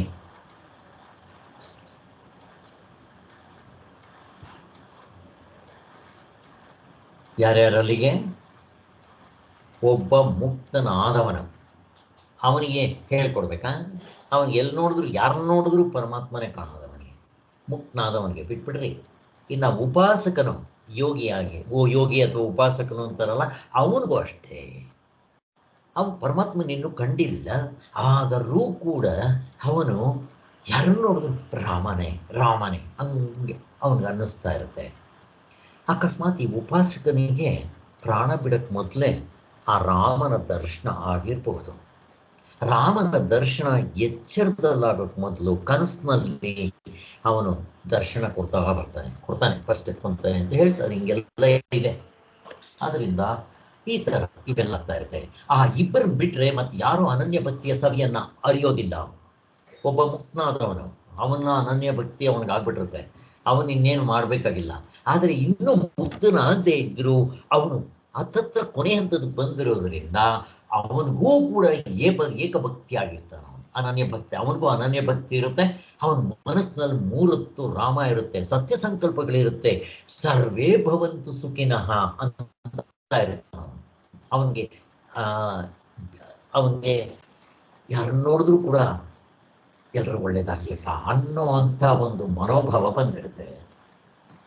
ಆದ್ದರಿಂದ ಅನನ್ಯ ಭಕ್ತರಾದ ಉಪಾಸಕರಿಗೆ ಇಡೀ ಜಗತ್ತೇ ಆ ಪರಮಪುರುಷನ ವ್ಯಾಪ್ತಿಯಿಂದ ತುಂಬಿ ತುಳುಕಾಡ್ತಾ ಇದ್ದಂಗೆ ಭಾವನೆ ಆಗುತ್ತಂತೆ. ಅನನ್ಯ ಭಕ್ತಿ ಇನ್ನೂ ಅವನು ಮುಕ್ತನಾಗಿಲ್ಲ. ಅವನಿಗೆ ಸಾಯುವಾಗ ತನ್ನ ಚಿಂತನೆಯಿಂದಲೇ ಕೂಡಿರ್ತಾನಂತೆ. ಹಾಗೆ ಸಾಯುವಾಗ ಅವನಿಗೆ ಅದೇ ಚಿಂತನೆ ಇರಬೇಕು, ರಾಮ ರಾಮ ರಾಮ. ಸತ್ತ ಬಳಿಕ ಅವನ್ನೇ ಸೇರ್ತಾರೆ. ಇದು ಆದ್ದರಿಂದ ವೇದದಲ್ಲಿ ಹೇಳಿರೋ ಯಜ್ಞಾದಿ ಕರ್ಮಗಳಿಗೆ ಉತ್ತಮ ಗತಿಯನ್ನು ಹೇಳಿರುತ್ತೆ. ಆದರೆ ಉಪಾಸಕರಿಗಾಗುವ ಗತಿ ಅದಕ್ಕಿಂತ ಉತ್ತಮವಾಗಿರುತ್ತೆ. ಇಲ್ಲಿ ಕರ್ಮಕಾಂಡ, ಉಪಾಸನ ಕಾಂಡ, ಜ್ಞಾನಕಾಂಡ, 3 ಕಾಂಡಗಳಿದೆ ವೇದಗಳಲ್ಲಿ ಹೇಳುವಾಗ. ಕರ್ಮಕಾಂಡದಲ್ಲಿ ಹೇಳೋರು ಒಂದು ಲೆವೆಲ್, ಇನ್ನು ಉಪಾಸನ ಇವರಿಗಿಂತ ಮೇಲಿರೋರು. ಕರ್ಮಕಾಂಡ ಅಂದರೆ ಏನು? ವೇದಗಳಲ್ಲಿ ಹೇಳಿರೋ ಯಾಗ, ಯಜ್ಞ, ಹೋಮ, ಹವನ ಇವುಗಳನ್ನೆಲ್ಲ ಮಾಡೋ ಅಂತಾರೆ. ಹೇಳಬೇಕು ಅಂದರೆ ವೇದಗಳಲ್ಲಿ ಹೇಳಿರೋ ಕರ್ಮಕಾಂಡದಲ್ಲಿ ಯಾಗ, ಯಜ್ಞ ಎರಡೇ ಹೇಳಿರೋದು. ಅವುಗಳನ್ನ ಮಾಡೋದು ಅಂದರೆ ಬೇಕಾದಷ್ಟು ಹೇಳಿದ್ದಾರೆ. ಇವೆಲ್ಲ ಕರ್ಮಕಾಂಡದಲ್ಲಿ ಹೇಳಿರೋದು, ಅವುಗಳನ್ನ ಮಾಡಿದವರು ಅವರು. ಇನ್ನು ಉಪಾಸನೆ ಅಂತಂದರೆ ಇವರಿಗಿಂತ ಮೇಲಿರೋರು, ಇವರು ಮಾನಸಿಕವಾಗಿ ಮಾಡೋರು. ಕರ್ಮೇಂದ್ರಿಯಗಳು ಸೇರಿಸಿ ಮಾಡಬೇಕು. ಉಪಾಸನೆಯಲ್ಲಿ ಬರೀ ಮನಸ್ಸು, ಹಾಗೆ ಉಪಾಸನೆ ಹಾಗೆ. ಆದ್ದರಿಂದ ಇವರಿಗಿಂತ ಅವರು ಯಾವತ್ತೂ ಇವರು ಆ ಬ್ರಹ್ಮಲೋಕಕ್ಕೆ ಹೋಗ್ತಾರೆ. ಇವೆಲ್ಲ ಹೇಳಿದ್ದಾಯ್ತು. ಈ ಉಪಾಸಕರು ಸತ್ ಮೇಲೆ ಎಲ್ಲ ಹೋಗ್ತಾರೆ ಅಂತ ನಾನೆಲ್ಲ ಹೇಳಿ, ಇವನ್ನೆಲ್ಲ ಶ್ರದ್ಧೆಯಿಂದ ನಂಬ್ಕೋಬೇಕು ಸ್ವಾಮಿ. ಕರ್ಮಕಾಂಡ, ಉಪಾಸನ ಕಾಂಡ ಶ್ರದ್ಧೆಯಿಂದ ನಂಬ್ಕೋಬೇಕು. ಇಲ್ಲಿ ಶ್ರದ್ಧೆ, ಭಕ್ತಿ, ಭಯ, ಶಾಸ್ತ್ರ ಮತ್ತು ಗುರುಗಳ ಮೇಲೆ ನಂಬಿಕೆ ಇವೆಲ್ಲ ಇರಲೇಬೇಕು. ಇನ್ನು ಇದೇ ವೇದಗಳ ಕೊನೆಯಲ್ಲಿ ಅದಕ್ಕೆ ವೇದಾಂತ ಉಪನಿಷತ್ ಅಂತಾರೆ. ಅದರಲ್ಲಿ ತಿಳಿಸೋದಕ್ಕೆ ಅದಕ್ಕೂ ನಂಬಿಕೆ, ಶ್ರದ್ಧೆ, ಭಕ್ತಿ ಬೇಕು. ಜೊತೆಗೆ ಅದು ಇಷ್ಟು ಮಾತ್ರ ಅಲ್ಲ, ಅದರ ಜೊತೆಗೆ ಇನ್ನೇನೋ ಸಾರ್ವತ್ರಿಕ ಪೂರ್ಣ ಅನುಭವ ಪ್ಲಸ್ ಯುಕ್ತಿ, ಇವು ಎರಡು ಸೇರಿಕೊಳ್ಳುತ್ತೆ. ಆದ್ದರಿಂದ ಈಗಲೇ ನಾನು ಈ ಸಾರ್ವತ್ರಿಕ ಪೂರ್ಣ ಅನುಭವದಿಂದ ನನ್ನ ನಿಜವಾದ ಸ್ವರೂಪವನ್ನು ತಿಳ್ಕೊಂಡ್ಬಿಡ್ಬೋದು. ಸ್ಯಾಂಪಲ್ ನೆನೆ ಹೇಳಿದ್ವಲ್ಲ, ಒಬ್ಬ ಮದುವೆ ಮಾಡ್ಕೋಬೇಕು. ಕೇಳಿಸ್ತಾ ಇದೆಯಾ ಎಲ್ರಿಗೂ? ಯಾರಾದರೂ ಒಬ್ಬರು ಮಾತಾಡಬೇಕು. ಸ್ವಲ್ಪ ವೀಕ್ ಇತ್ತು ಕರೆಂಟು. ಕೇಳಿಸ್ತಾ ಇದೆಯಾ? ಓಕೆ. ಸೊ ಈ ಸಾರ್ವತ್ರಿಕ ಪೂರ್ಣಾನುಭವದಿಂದ ಹೇಗೆ ತೋರಿಸ್ತೀವಿ ನಾವು ಅಂತಂದರೆ, ಕರ್ಮಕಾಂಡ, ಉಪಾಸನ ಕಾಂಡ ತೋರ್ಸಕ್ಕೆ ಬರಲ್ಲ. ಸುಮ್ಮನೆ ಬ್ಲೈಂಡಾಗಿ ನಂಬ್ಕೋಬೇಕು ಶಾಸ್ತ್ರ ಹೇಳಿದ್ದನ್ನು. ಆದರೆ ಜ್ಞಾನಕಾಂಡದಲ್ಲಿ ಹಾಗಿಲ್ಲ. ನೀವು ಮಾಲ್ಗೆ ಹೋಗ್ತೀರಾ, ಸ್ಯಾಂಪಲ್ ಕೊಡ್ತಾರೆ. ಆಮೇಲೆ ತುಂಬ ಚೆನ್ನಾಗಿದೆ, 2 kg ಪಾರ್ಸಲ್ ಕೊಡ್ರಿ ಅಂತೀವಲ್ಲ. ಹೇಗೆ ಆ ಮೇಕೆ, ಆ ಹುಲಿ ಮೇಕೆ ಅನ್ಕೊಂಡಿತ್ತು, ಕಾಡಿಂದ ಬಂದದ್ದನ್ನು ನೀರಿನಲ್ಲಿ ಅದರ ಮುಖವನ್ನು ತೋರಿಸ್ತು. ಹಾಗೆ ಇದಕ್ಕಿಂತ ಚೆನ್ನಾಗಿ ಹೇಗೆ ಸಾರ್ವತ್ರಿಕ ಪೂರ್ಣ ಅನುಭವದಲ್ಲಿ ನಮಗೆ ಗಾಢ ನಿದ್ರೆ ಅನುಭವದಿಂದ, ನೇರಾದ ಅನುಭವದಿಂದ ನಮ್ಮ ಅನುಭವದಲ್ಲಿ ತೋರಿಸ್ಬಿಡುತ್ತೆ. ಈಗ ತೋರಿಸಿದ ತಕ್ಷಣ ಏನಾಯಿತು? ಹೊಸದಾಗಿ ಮದುವೆ ಆಗೋವ್ರಿಗೆ, ನೋಡಪ್ಪ ನೀನು ಈ ಹುಡುಗಿನ ಮದುವೆ ಆಗಬೇಕು, ಹೆಸರೇನು? ಲಕ್ಷ್ಮಿ. ಹೆಂಗಿದ್ದಾಳೆ? ಫೋಟೋ ತೋರಿಸಿದೆ, ಚೆನ್ನಾಗಿದ್ದಾಳೆ, ನಾನು ಇವಾಗ ನೋಡಬೇಕು ಅಂತಾನೆ. ನೋಡಾದ್ಮೇಲೆ ನಾನು ಅವಳ ಜೊತೆಲಿ ಮಾತಾಡಬೇಕು, ಅದಾದ್ಮೇಲೆ ನಾನು ಹೊರಗಡೆ ಹೋಗಿ ಬರಬೇಕು ಅಂತ. ಈಗ ಅವನಿಗೆ ಒಂದ್ಸಾರಿ ನಾನು ಎದುರುಗಡೆ ತೋರಿಸ್ಬಿಟ್ಟ ಮೇಲೆ, ಮಾತಾಡಿದ್ಮೇಲೆ ಅವನು ಈಗ ಅವನಿಗೆ ನಾನು ಹೇಳ್ಕೊಡ್ಬೇಕಾಗಿಲ್ಲ. ಆ ಹುಡುಗಿ ತುಂಬ ಚೆನ್ನಾಗಿದೆ, ನೋಡಿದ್ದೀನಿ, ಲಕ್ಷಣವಾಗಿದ್ದಾಳೆ, ಒಳ್ಳೆಯವಳಾಗಿದ್ದಾಳೆ, ಆದ್ದರಿಂದ ನಾನು ಮದುವೆ ಮಾಡ್ಕೋಬೇಕು ಅನ್ನೋ ಆಸೆ ಹುಟ್ಟುತ್ತೆ. ಈಗ ಪ್ರಯತ್ನ ಮಾಡ್ತಾನೆ, ಪುರುಷ ಪ್ರಯತ್ನಕ್ಕೆ ಕೈ ಹಾಕ್ತಾನೆ. ಹಾಗೆಯೇ ನಮಗೆ ಸಾರ್ವತ್ರಿಕ ಪೂರ್ಣ ಅನುಭವದಿಂದ ಈ ಕರ್ಮಕಾಂಡ ಉಪಾಸನೆ ಕಾಂಡೆಯ ಜಿಷ್ಟನ್ನ ನಮಗೆ ಜ್ಞಾನಕಾಂಡದಲ್ಲಿ ಸಾರ್ವತ್ರಿಕ ಪೂರ್ಣ ಅನುಭವದಿಂದ ತೋರಿಸ್ಬಿಟ್ರು. ತೋರಿಸಾದ್ಮೇಲೆ ಇನ್ನೇನೋ ನಮ್ಗೆ ಇನ್ನೇನು ಬೇಕು? ಘಡನಿದ್ರೆಯಲ್ಲಿ ನೋಡುವ ಎಷ್ಟು ಆನಂದವಾಗಿದೆ ಅಂಥದ್ದನ್ನು ಎಚ್ಚರದಲ್ಲಿ ಪಡ್ಕೋಬೇಕು, ಪ್ರಯತ್ನ ಮಾಡೋ ಅಂತಂದಾಗ ಈಗ ಅವನಿಗೆ ಸ್ಯಾಂಪಲ್ ತಿಂದಿರೋದ್ರಿಂದ ಪ್ರತಿದಿನ ಅದನ್ನು ನೋಡ್ಕೋಬಹುದು. ನೋಡಿಕೊಂಡು ಸಾಧನೆ ಮಾಡೋದಕ್ಕೆ ನಮ್ಗೆ ಆಸಕ್ತಿ ಬರುತ್ತೆ ಅನ್ನೋದನ್ನು ಹೇಳ್ತಾ ಇದ್ದಾರೆ.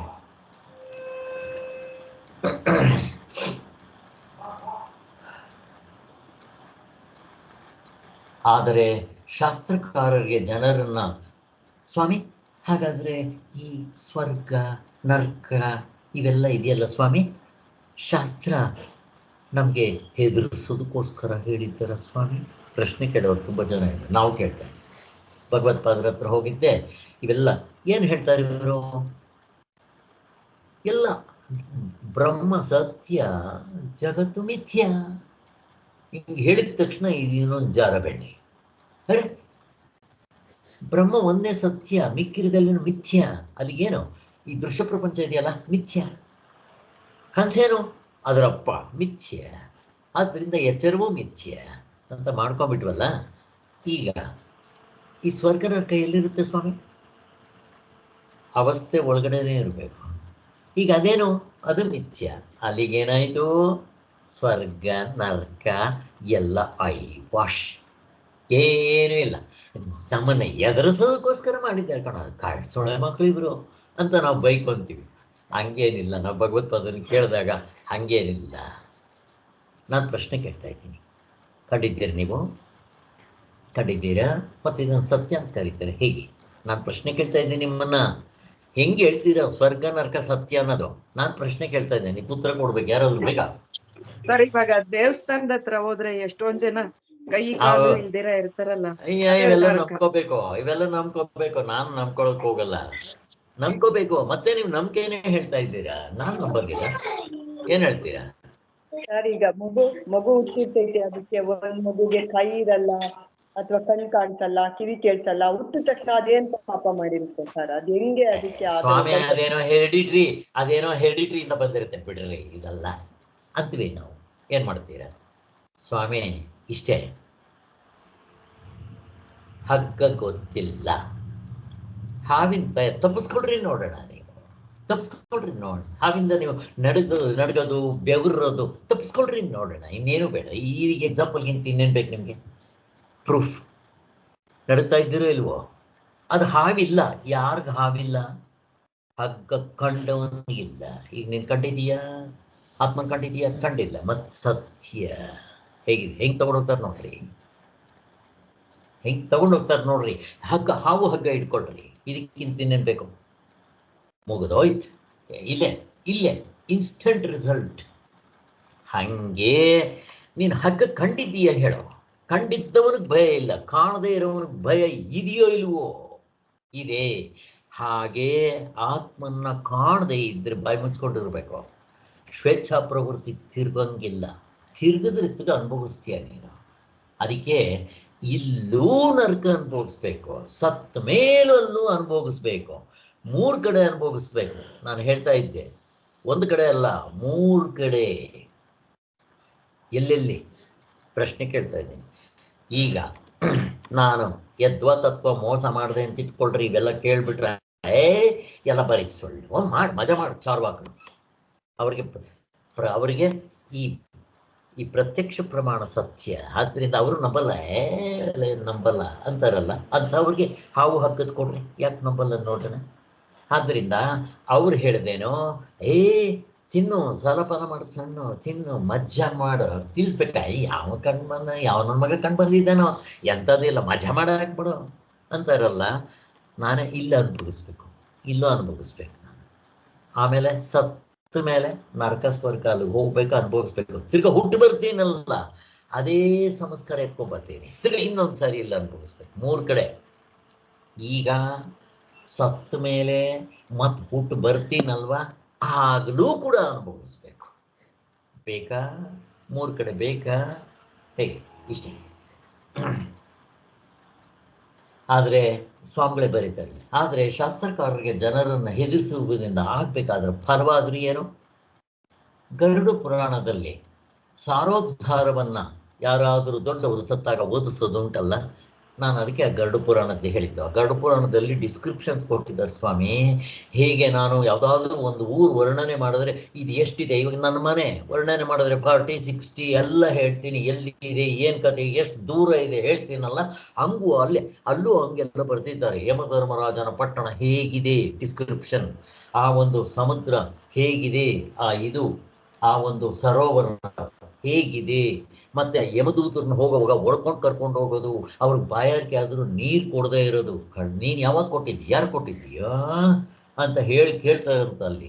ಅವಾಗ ನಮ್ಗೆ ಗೊತ್ತಾಗುತ್ತಂತೆ, ಅವಾಗ ಪ್ರಜ್ಞೆ ಇರುತ್ತೆ. ಮತ್ತೆ ಹುಟ್ಟಿದ ಮೇಲೆ ಎಲ್ಲ ಮರ್ತೋಗ್ಬಿಡ್ತೀವಿ. ತಾಯಿಯ ಗರ್ಭದಲ್ಲಿದ್ದಾಗಲೂ ಪ್ರಜ್ಞೆ ಬಂದಿರುತ್ತಂತೆ, ದೇವ್ರು ಕೊಟ್ಟಿರ್ತಾನೆ. ಅದು ಯಾಕೋ ಈ ದೇವ್ರ ಕಿತ್ತಾಕ್ಬಿಡ್ತಾನೆ. ಅದು ಸ್ವಲ್ಪ ಇದ್ದಿದ್ರೆ ಚೆನ್ನಾಗಿರ್ತಾ ಇತ್ತೆ, ಅಟ್ಲೀಸ್ಟ್ ನೆನಪಿರ್ತಾ ಇತ್ತು. ಹಾಗೆ ಆದ್ದರಿಂದ ಏನು ಬೇಡ, ಇವಾಗ ಇಲ್ಲಿ ಅನುಭವಿಸ್ತಾ ಇಲ್ವ ದುಃಖ, ಯಾಕೆ ಪರೀಕ್ಷೆ ಮಾಡ್ಕೊಂಡ್ರೆ ಮುಗಿದೋಯ್ ಇರಿ. ಅಲ್ಲಿಗೆ ಇವುಗಳನ್ನೆಲ್ಲ ಹೇಳ್ತಾರೆ. ಅದರಲ್ಲಿ ಪಾಪಿಗಳು ನರಕಕ್ಕೆ ಹೋಗುವಾಗ ಮಾರ್ಗವನ್ನು ವಿಸ್ತಾರವಾಗಿ ವರ್ಣನೆ ಮಾಡಿದ್ದಾರೆ. ಅವರಿಗೆ ನರಕದಲ್ಲಾಗುವ ದುಃಖವನ್ನು ವಿಸ್ತಾರವಾಗಿ ಹೇಳಿದ್ದಾರೆ. ಯಾರು ಪಾಪಿಗಳು ಅವರಿಗೆ ನರಕದಲ್ಲಿ ನಿಯತವಾಗಿ ವಾಸವಾಗುವುದೆಂದು ದ್ವಾರಶಾಕ್ಷರ ಚಿಂತಕರಾದ ಭಕ್ತರು ಮಾತ್ರ ವೈಕುಂಠಕ್ಕೆ ಹೋಗ್ತಾರೆ. ಹೇಗಿದೆ ನೋಡಿ, ಈ ಭಕ್ತರು, ಪುಣ್ಯ ಮಾಡಿದವರು, ಈ ಛತ್ರಗಳನ್ನ ಕಟ್ಟಿಸಿದವರು, ದಾನ ಧರ್ಮಗಳನ್ನ ಮಾಡಿದವರು, ಒಳ್ಳೆ ಕೆಲಸಗಳನ್ನ ಮಾಡಿದವರು, ಅವರೆಲ್ಲ ವೈಕುಂಠಕ್ಕೆ ಹೋಗ್ತಾರೆ. ಸ್ವರ್ಗ, ವೈಕುಂಠ, ನೀವೇನು ಬೇಕಾದರೂ ಹೇಳ್ರಿ, ಕೈಲಾಸ, ಏನು ಬೇಕಾದರೂ ಹೇಳ್ರಿ. ಆದ್ದರಿಂದ ಪಾಪಿಗಳನ್ನು, ಪುಣ್ಯವಂತರನ್ನ ಯಮನೇ ಬರ್ಮಾಡ್ಕೊತಾನೆ. ಅದನ್ನು ಹೇಳ್ತಾ ಇದ್ದಾರೆ ಇಲ್ಲಿ, ಯಮನೇ ಬರ್ಮಾಡ್ಕೊಳ್ಳೋದು. ಆದರೆ ಇವ್ರಿಗೆ ನಾನೆಲ್ಲ ಹೇಳ್ಬಿಟ್ಟಿದ್ದೆ ನಿಮಗೆ, ಯಾರ್ಯಾರು ಹೆಂಗೆ ಕಾಣ್ತಾರೆ ಅಂತ. ಆ ಧರ್ಮರಾಯಂದು ಮತ್ತೆ ಇವಂದು ಕೊಟ್ಟು ಹಾಗೆ. ಆದ್ದರಿಂದ ಮಹಾತ್ಮರು ನರಕಕ್ಕೆ ಹೋದ್ರು ಅವರ ಮಹಿಮೆಯಿಂದ ನರಕವಾಸಿಗಳಿಗೂ ಸುಖನೇ ಆಗುತ್ತಲ್ಲಿ. ಯಮಧರ್ಮರಾಜ ಎಕ್ಸಾಂಪಲ್. ಪ್ರಕೃತದಲ್ಲಿ ಪಾಪಿಗಳ ಗತಿಯನ್ನು ವರ್ಣಿಸಿರುವುದಿಲ್ಲ, ಕರ್ಮಗಳಿಗೂ ಉಪಾಸಕರಿಗೂ ಆಗಿರುವ ಗತಿಗಳ ತಾರತಮ್ಯವನ್ನೇ ಇಲ್ಲಿ ಹೇಳ್ತಾ ಇದ್ದಾರೆ. ಇಲ್ಲಿ ಆ ನರಕದ ವಿಚಾರ ಅಷ್ಟು ಹೇಳಿಲ್ಲ, ಆದರೂ ಕೂಡ ಇಲ್ಲಿ ಕರ್ಮಕಾಂಡದಲ್ಲಿ ಹೇಳಿರೋ ಅವರಿಗೆ, ಕರ್ಮಕಾಂಡದಿಂದ ಆಗುವಂಥ ಫಲ ಅವರಿಗೆ, ಇನ್ನು ಉಪಾಸಕರಿಗೆ ಇಬ್ಬರಿಗೂ ವ್ಯತ್ಯಾಸ ಹೇಳ್ತಾ ಹೋಗ್ತಾರೆ ಅಂತ.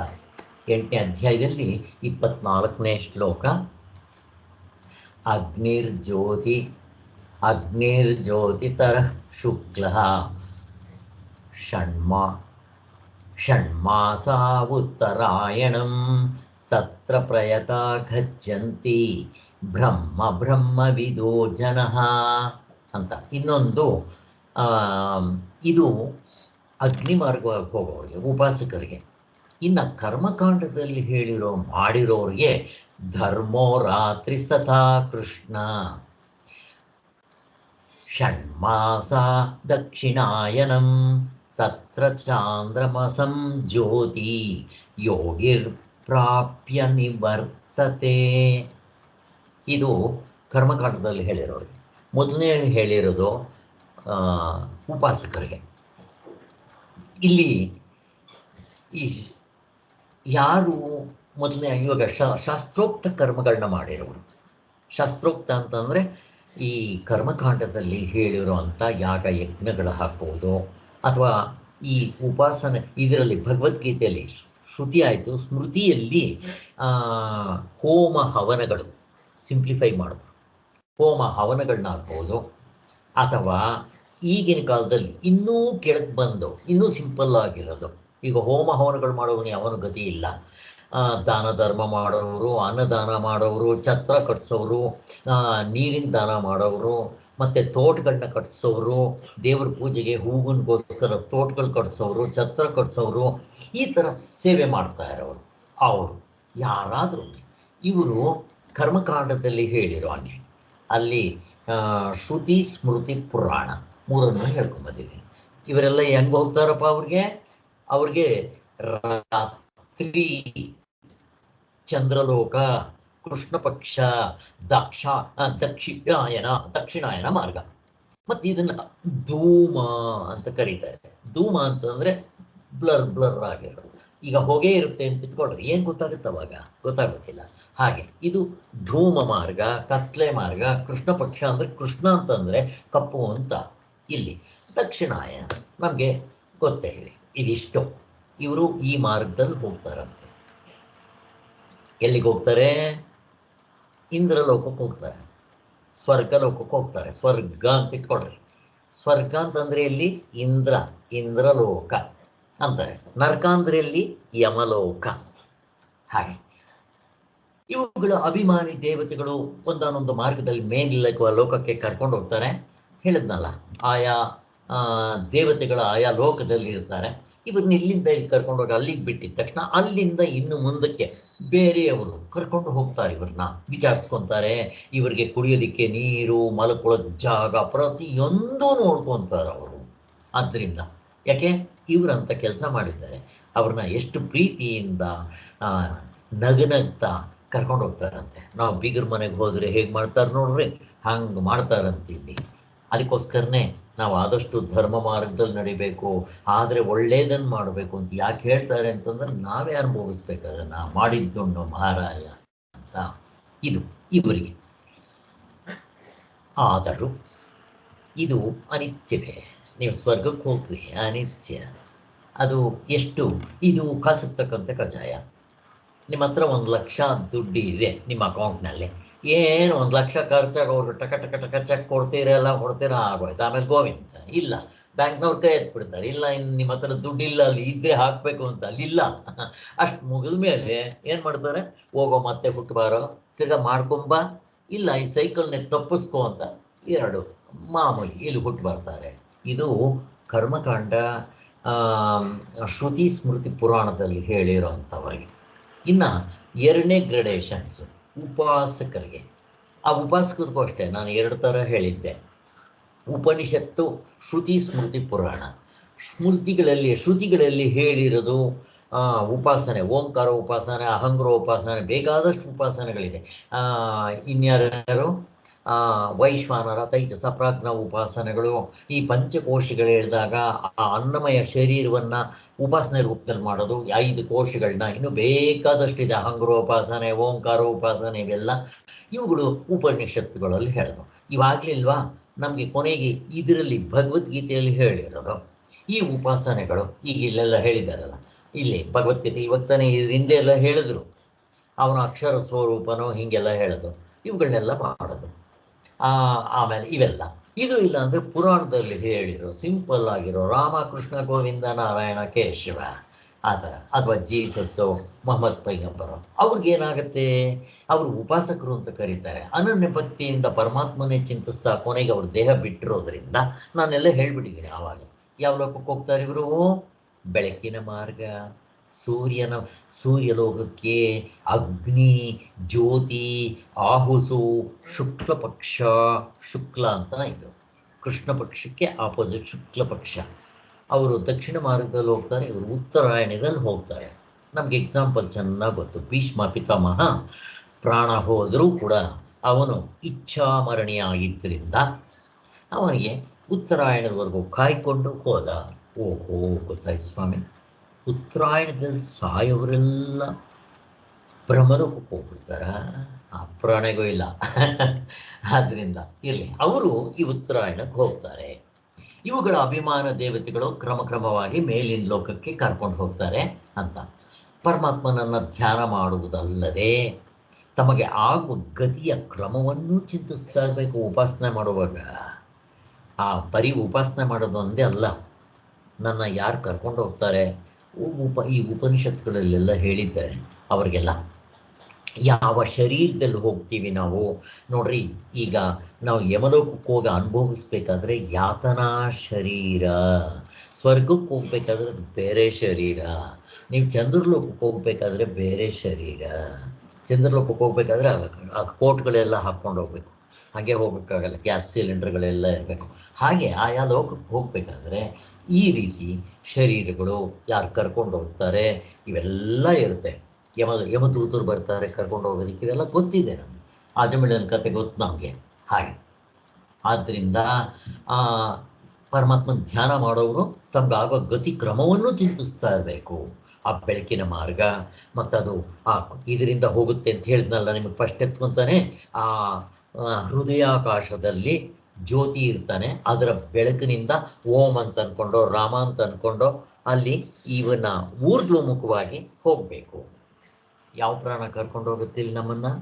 ಪ್ರಶ್ನೆ ಕೇಳ್ತಾ ಇದ್ದೀನಿ. ಯಾವ ಪ್ರಾಣ ನಮ್ಗೆ ಹೋಗುತ್ತೆ ಕೊನೆಗೆ? ಉದಾನ ಪ್ರಾಣ ಅಲ್ವಾ ಸರ್? ಉದಾನ ಪ್ರಾಣ ಕರ್ಕೊಂಡು ಹೋಗುತ್ತೆ. ಅದರಿಂದ ಕೊನೆಗೆ ಇರೋದ ಉದಾನ ಪ್ರಾಣ ಕರ್ಕೊಂಡು ಹೋಗುತ್ತೆ ಇಲ್ಲಿಂದ. ಅದಕ್ಕೋಸ್ಕರನೇ ಆ ಸೂಕ್ಷ್ಮ ಶರೀರ ಅಂತ ಹೇಳ್ತೀವಿ. ಸ್ಥೂಲ ಶರೀರ ಇಲ್ಲೇ ಊಟ ಹಾಕ್ತಾರೆ, ಸುಟ್ಟಾಕ್ತಾರೆ. ಆ ಸೂಕ್ಷ್ಮ ಶರೀರದಲ್ಲಿ ಇವೆಲ್ಲ ಇರುತ್ತೆ. ಅಂತಃಕರಣ ಮತ್ತು ಪ್ರಾಣ ಇರುತ್ತೆ ಅಂತಾರೆ. ಅವು ಅಲ್ಲಿ ಕರ್ಕೊಂಡು ಹೋಗುತ್ತೆ. ಆಮೇಲೆ ಬೇರೊಂದು ಊರಿಗೆ ಹೋಗುವನು, ದಾರಿಲಿ ಸಿಕ್ಕುವ ನದಿ ಬೆಟ್ಟ, ಅವನಿಗೆ GPS ಎಲ್ಲ ಗೊತ್ತಿರುತ್ತೆ. ಎಲ್ಲಿ ಹೋಟ್ಲ್ ಇರುತ್ತೆ, ಎಲ್ಲಿ ಲಾಡ್ಜಿಂಗು, ಎಲ್ಲಿ ಬೋರ್ಡಿಂಗ್, ಇವೆಲ್ಲ ನೋಡ್ಕೊಂಡು ಹೋಗ್ತೀವಲ್ಲ, ಹಂಗೆ ಅವರೆಲ್ಲ ಚಿಂತೆ ಮಾಡ್ಕೊಂಡು ಹೋಗ್ತಾರೆ. ಮುಂತಾದ ಹೆಗ್ಗುರುತುಗಳನ್ನ ಮೊದಲೇ ತಿಳ್ಕೊಂಡಿರೋದ್ರಿಂದ ದಿನದಿನವೂ ಪರಮಾತ್ಮನ ಚಿಂತಿಸ್ತಾ ಉಪಾಸಕರು ಆತ್ಮನ್ನೇ ಸೇರುವ ಮಾರ್ಗವನ್ನು ಚಿಂತಿಸ್ತಾ ಇರಬೇಕು. ಆ ಉಪಾಸನೆ ಬರೆದುಕೊಂಡಾಗ ಅದರ ಸಾಕ್ಷಾತ್ಕಾರದ ಪರವಾಗಿ ಆಯಾ ಮಾರ್ಗಕ್ಕೆ ಛತ್ ಮೇಲೆ ಹೋಗ್ತಾರೆ. ಮಾರ್ಗದಲ್ಲಿ ಆಯಾ ದೇವತೆಗಳ ಮಾರ್ಗದರ್ಶನ ಕೊಡ್ತಾರೆ. ಇವನು ಚೆನ್ನಾಗಿ ವಿಚಾರಿಸ್ಕೊತಾರೆ, ಇವನಿಗೆ ನೀರು ಕೊಡ್ತಾರೆ, ತಿನ್ನೋದಕ್ಕೆ ಕೊಡ್ತಾರೆ, ಪ್ರತಿಯೊಂದು ಕೊಡ್ತಾರೆ. ಅವರು ಪ್ರಸನ್ನರಾಗಿ ಮಾಡುವ ಸಹಾಯದಿಂದಲೂ ಉಲ್ಲಾಸವು ಹರ್ಷವು ಉಕ್ಕುತ್ತಾ ಬರುತ್ತೆ. ಅವ್ರಿಗೂ ಖುಷಿ ಆಗುತ್ತಂತೆ. ನಮ್ಮ ದೇಶ ನಮ್ಮ ಈ ಒಂದು ಪ್ರಾಂತ್ಯಕ್ಕೆ ಯಾರು ಬಂದಿದ್ದಾರೆ, ಇಂಥ ಮಹಾತ್ಮರು ಬಂದಿದ್ದಾರೆ ಅಂತ ಇವನಿಗೂ ಖುಷಿ ಆಗುತ್ತೆ. ಇಲ್ಲಿ ಸಂತೋಷವೇ ಸಂತೋಷ, ಇಲ್ಲೂ ಸಂತೋಷ, ಅವನು ಬದುಕಿದ್ದಾಗಲೂ ಸಂತೋಷ. ಒಂದು ಯೋಚನೆ ಮಾಡ್ರಿ. ಫಸ್ಟ್ ಆಫ್ ಆಲ್ ನೀವು ಸ್ವೇಚ್ಛಾ ಪ್ರವೃತ್ತಿ ಬಿಟ್ಟು ಧರ್ಮಕ್ಕೆ ಬಂದಿದ ತಕ್ಷಣ ನಿಮ್ಗೆ ಆನಂದ ಜಾಸ್ತಿ ಆಗ್ತಾ ಬರುತ್ತೆ.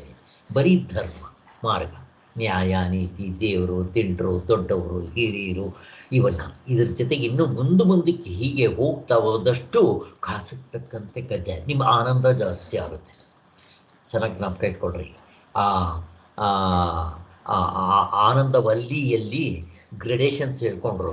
ಮನುಷ್ಯಲೋಕ ಆನಂದವನಿಗೆ ಕ್ವಾಲಿಫಿಕೇಶನ್ ಏನಿರಬೇಕು ಹೇಳಿದ ಜ್ಞಾಪಕ ಮಾಡ್ಕೋಬೇಕು.